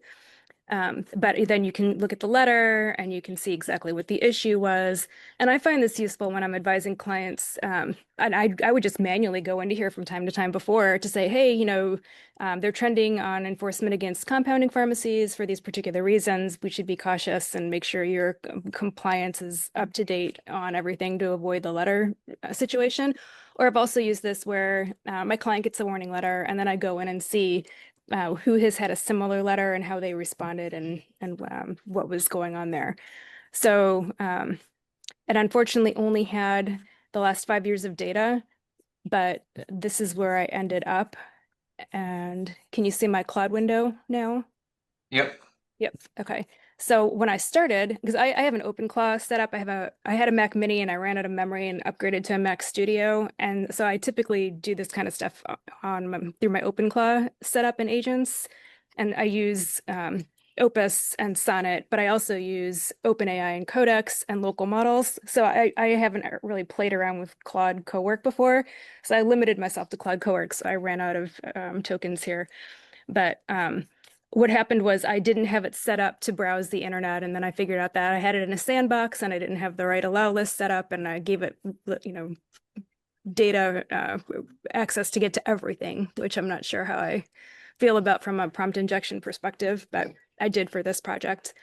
But I had fun. We'll see what happens, with it going forward. At 4 o'clock, my token usage will come back online, and I'll see what else I can do to play with it.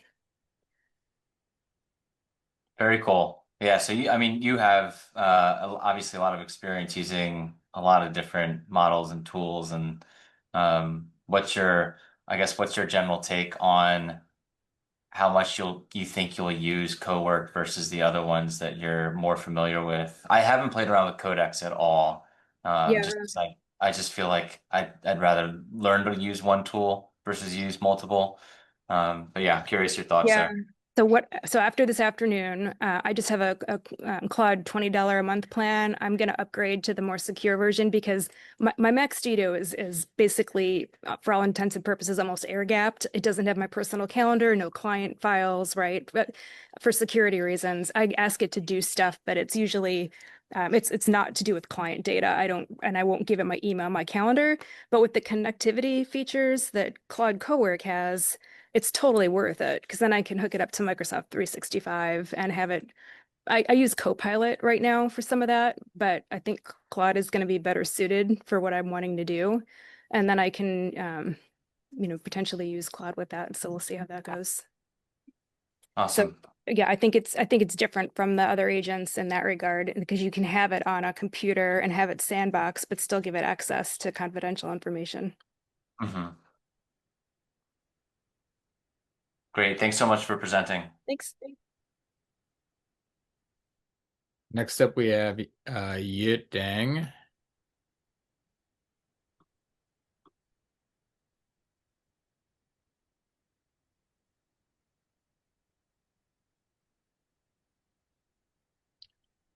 Yit, do you still want to present? Yeah, sure. Awesome. Let me share my screen. I did something kind of in a similar vein to Cassie, but just more around monitoring regulations. So this is so there's been on the employment side, there's been a lot of updates to paid family leave, and in the last 6 to 12 months. And so I just created a tracker. Let me share my screen. It's very relevant for me because I'm expecting a child in 3 weeks, 20 days. And this is something that I would do, of course, in my practice, right? Like clients want to know like what it's a patchwork of laws. It's also really complex. It's changing all the time. And I'm always spending time trying to stay up to date. And so what I wanted at the very top was just like TLDR, like last 6 to 8 months, what's been happening. Like I want to know, right? Like there's new programs came online in 4 different states. I want to know that Maryland's an outlier. I just want to, like, if there's a partner that's like, hey, we're talking paid family leave, I need the TLDR, I want to have it ready to go.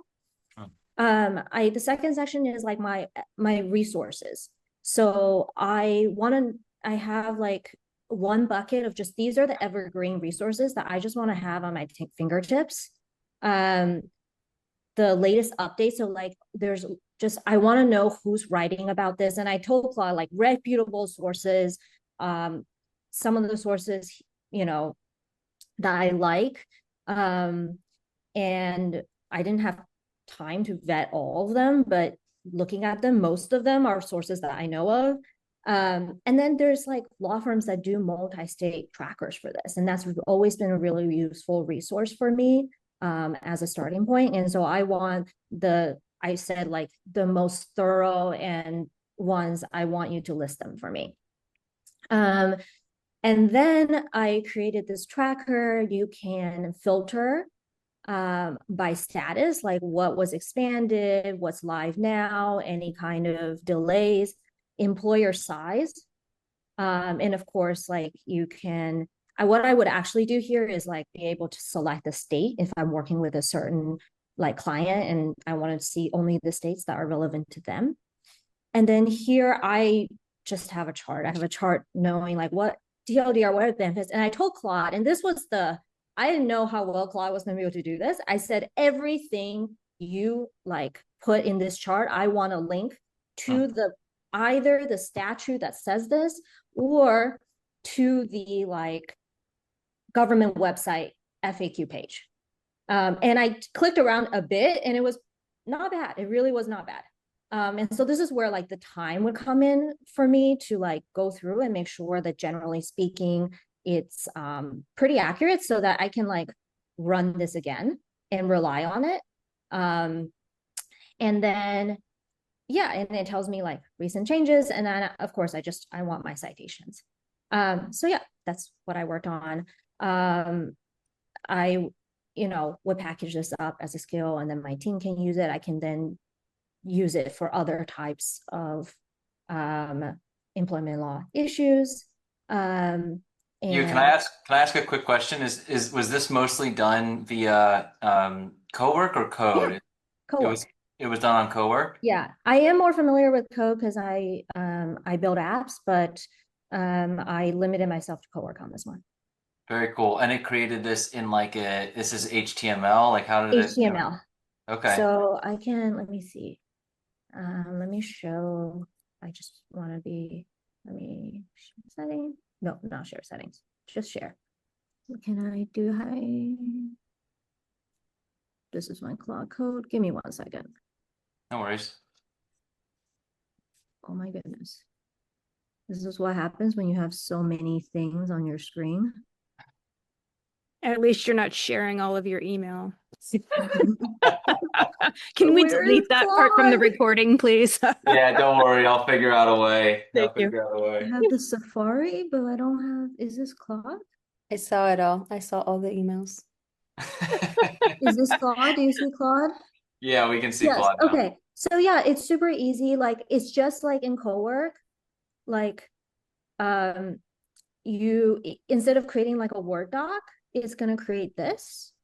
And it's an HTML file. You can download it, of course, like into a folder, but then you can just click Safari and it will open Safari. That's so cool. And so the visual aspect's really cool.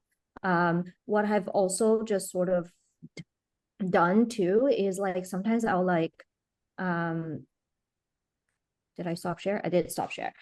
What I also like do is like sometimes like I'll see an article that's like really good about the latest updates, but like it takes me a while to process like 15 different states and what changed. And I'll just say, Claude, can you visualize it for me? And the visual takes that processing time for me from like 30 minutes to 5. So that's kind of like a similar way to use this. And yeah, the visual, because it's so much better with the visuals if it can do it in HTML. Yeah. Well, it's also, there's probably much easier of a transition from making it a resource for you to a resource for your clients too, right? You can Yeah. spin up a microsite with the same information so that, it acts as like a Mhm. lead magnet for you, or it acts as a resource to you, or for your clients. And it just like, it elevates your surface area, your impression that you're making with your clients. That other websites, I mean, law firms are just not, they're not at this level yet of moving this quickly, this nimbly, having trackers. Like, I come from the fintech space, and there's only a few sites, few law firms that actually put like live trackers on like upcoming regulations and laws and statutes and all that stuff. And when you do that, you go from just having a basic website that's not helpful with your contact information to like a resource for your clients. And I'm sure there's something you could easily do there, or you're probably already thinking of it, but really Yeah, cool. that's kind of what I'm thinking. Or just like internal use case for my team, because like oftentimes like maybe I know pay leave really well, but like somebody else knows wage and hour.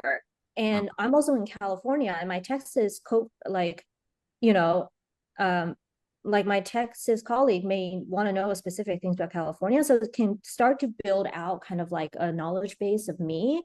And then they can just, if I code like a web app, they can interact with it if they can't get a hold of me and see, and get started from there. So I think of it both like there's a client facing element to this, and perhaps there's also like a knowledge wiki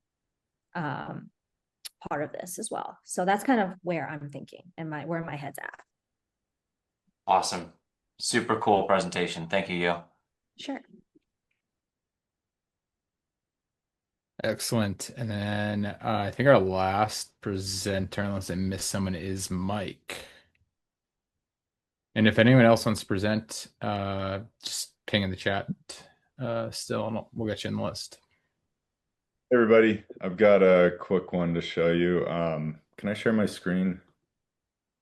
Yes, I think we have, let me stop that one. All right, remove the spotlight. Yeah, you're up. You can do it. Cool. Everyone see it? Yep. Okay, so I'm a in-house product counsel at DoorDash. One pain point I've had forever here and at other in-house roles is providing guidance and about a particular topic, and then 6 months, a year, 2 years later, you get a question about the same topic, and you're like, I know that I talked about this, and now I have to like reinvent the wheel, refresh myself. Like, can I just copy and paste what I said before, basically?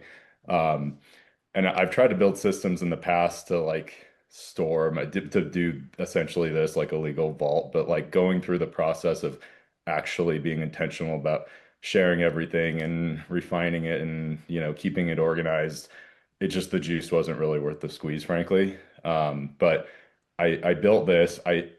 Um, Confession, I actually built this a couple days ago. I was refining it a bit during this hackathon, but I've been using it and it actually works really well. So the idea is to quickly, efficiently archive guidance that I give across all the places that I give it to efficiently, and then be able to retrieve that guidance quickly and easily. Um, so this is where I work, or these are the main kind of channels I work across. Obviously, this might be different for different folks, but it's, meeting notes, which are captured in Granola, Slack threads. I work in Slack basically all day, every day. Email threads less commonly, but, outside counsel tends to send emails. And then Google Docs, obviously, like I've created, or I sometimes will just start drafting things from scratch, source of truth docs or guidance docs or whatever. Um, so those are all the places where I wanted to be able to capture knowledge that I provided. And the idea was basically so that I could just simply go into Claude and say, archive my last granola meeting, or archive the guidance I gave in this Slack thread with this person, or just drop a link to the Slack thread, whatever it is. And then in the future, so it would archive, or it would summarize. And of course, I talked about like the structure I want. Claude's pretty good at just pulling out the important legal stuff and summarizing it. And then it puts it into a special folder that I call Legal Guidance Vault. And then in the future, if I ask, for past guidance I've given about a particular topic, it will search that vault and pull up the relevant guidance. So across, for pulling from meetings, that's pretty simple. I said just archive my last meeting or archive the meeting with whoever about this topic. Um, Another thing I built for Slack is just a specific emoji that it can search for and know that that means I want to archive that topic or that thread. So I use the file cabinet emoji. It doesn't quite work like this slide deck I had Claude create. It won't like automatically every time I click that emoji archive it, but I create a scheduled task so that at the end of the week it will search for that emoji and then it'll tee up, okay, these are the threads I found. Do you want to archive these conversations? Does this look good to you? And then I say yes, and it'll archive them. For email, same thing, and it's really good at searching email. I'm sure others have seen this too. I can just say, hey, find that memo from this person, or find the thread from 3 years ago with this firm where we're talking about this topic. And then of course for Drive, it can search my Drive, or I can just drop a link to the doc if I have it. And then, like I said, I've got the scheduled tasks for both my meetings. Once a week, it'll ask me, hey, here are the meetings. It will see if there are certain ones that like seem to have. Actually, I think the way I set it up is if I was taking granola notes, then I'm assuming that there's some legal substance and it's probably something I'd want to archive. But it offered to like read the notes, and before it offered to archive all of my meetings. And yeah, that's basically how it works. Couple things I'd say. Oh, I made sure that in the entries that it archives, it always saves a link to the source material, whether that's the full granola notes or the doc that it summarized or the Slack thread, whatever, which I found helpful if I want to dig a little deeper. Oh, and then I found that I have a ton of just guidance, meeting notes docs where before the world of, before Claude came into our lives, when I just had to take notes myself. And so I built another skill, like a one-time import skill that went through my whole Drive, Google Drive, and searched for past meeting notes and then queued those all up to me. And I basically got those all into my legal guidance vault as well. That's it. Awesome. I'm curious, how are you like the anomaly inside DoorDash, or is everyone kind of leveraging these tools as much as you are? What's the take from like in-house enterprise world on these tools? It's a good question. I'm definitely one of the power users, but that said, I mean, there's been a push across the entire organization, including within legal, to use these tools as much as possible. So we just got access like across the company. Some folks were lucky enough to get kind of early access to Claude, but most of us not Cowork. So Cowork is very new to us. So I think people are just started, like literally in the last week, just starting to be able to get access and play around with it. But yeah, we had like a legal AI adoption steering committee for the last year, where we were really trying to get folks, and that's very much the expectation across the company and within the legal team, that we will be using these tools to make ourselves more efficient. Mhm. So cool. Yeah, I mean, I just find its ability to just simply take context and information from one format, turn it into a different format for a different audience. Obviously, all the automations are super, like, I just think about my life in-house, and you're talking to so many different stakeholders with different concerns. And honestly, like some people don't like reading docs, they would rather slides. Some people don't like slides, they like reading things that are similar to what you was sharing, like an HTML, like clickable dashboard, and you can take one um, set of information or data and turn it into different formats for different audiences so quickly across the enterprise. I feel like that's a superpower of a legal team, is just to be able to work with so many different departments at once. So that's awesome. I'm kind of jealous. Like I would want to be in house right now because you could really really show your value. I feel like, all right, here's my one soapbox. Legal team never got any like engineering resources ever. and every other team did. Marketing got it, BD got it, whatever. And now you don't need it. You can just build your own dashboards and your own stuff. So super, super cool. Cool. All right. Anyone else? That sounds like that might be it. I would say if anyone is still on who didn't present, who's working on their project right now, we're gonna do a kind of like a low friction, easy demo day in a week. I will share this link with everybody in a follow-up email, but let me share my screen real quick so we're all looking at the same thing. So to be eligible again to receive the prize, which is We're seeing Rob's screen. Oh, hey, Brian. Sorry to cut you off, man. I'm going to be in Mexico next week, and I'm not going to be able to come along. And so could I have fixed it, and I'd love to just give a quick overview of what I got here. Is that cool? Yeah, go for it. Go for it. Cool. So thanks for your help there. And so now we do have two skills. So you notice that I've got the formation for founders, and then here's the skills, the skill itself. It crafted all of this from my sort of prompting, and then I provided, a whole bunch of, templates. Started with Cooley, had my own templates, but I've got templates for Delaware, for Canada, for LLCs, etc.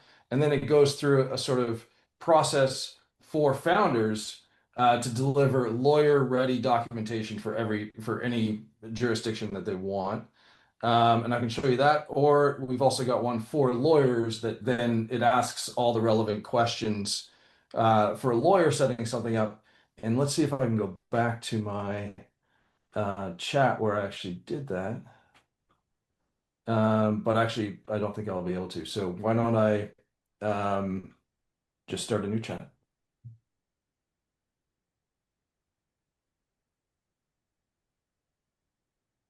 And say formation. Actually, here, I started it. So up here, I said, well, let's just create a two-person startup for HeyCounsel, okay?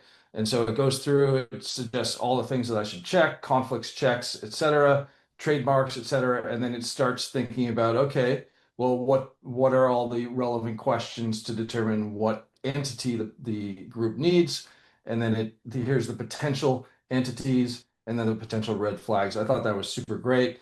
And then I also said, okay, well, let's think about, okay, a Canadian founder and a US founder. And I gave it this crazy prompt. Canadian founder and a US founder walk into a bar. It goes in and completes my joke for me, and then goes through and thinks about, okay, well, what are all the conversation points that you need for founders? This was a founder skill. This was the skill for formation for a founder. And so all of the inquiries that it would make to founders as it develops the lawyer-ready documentation that they would have after they complete this skill. That's it. That was my quick little synopsis. Sorry to cut you off there, Brian, but just wanted to show I did get there, and I really appreciate everybody's help in helping me get there. All right, thanks.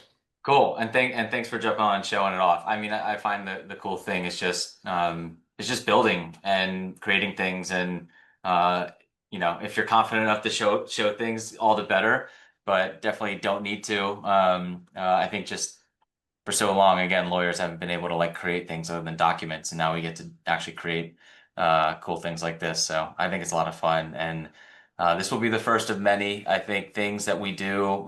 We'll do co-work, but I'm sure we'll work within other systems. I think we're already thinking about a code version of this hackathon, which it may sound scary to folks who haven't been inside code, but it's actually not. I say that as a non-technical lawyer. I'm finding a lot of success being able to build really cool things out of code instead of co-work. So we'll probably run a hackathon on the code side of things, and then beyond. There's a lot of really cool tools coming out. So we'll continue to have fun there. So let me share my screen real quick, just so we can wrap this thing up.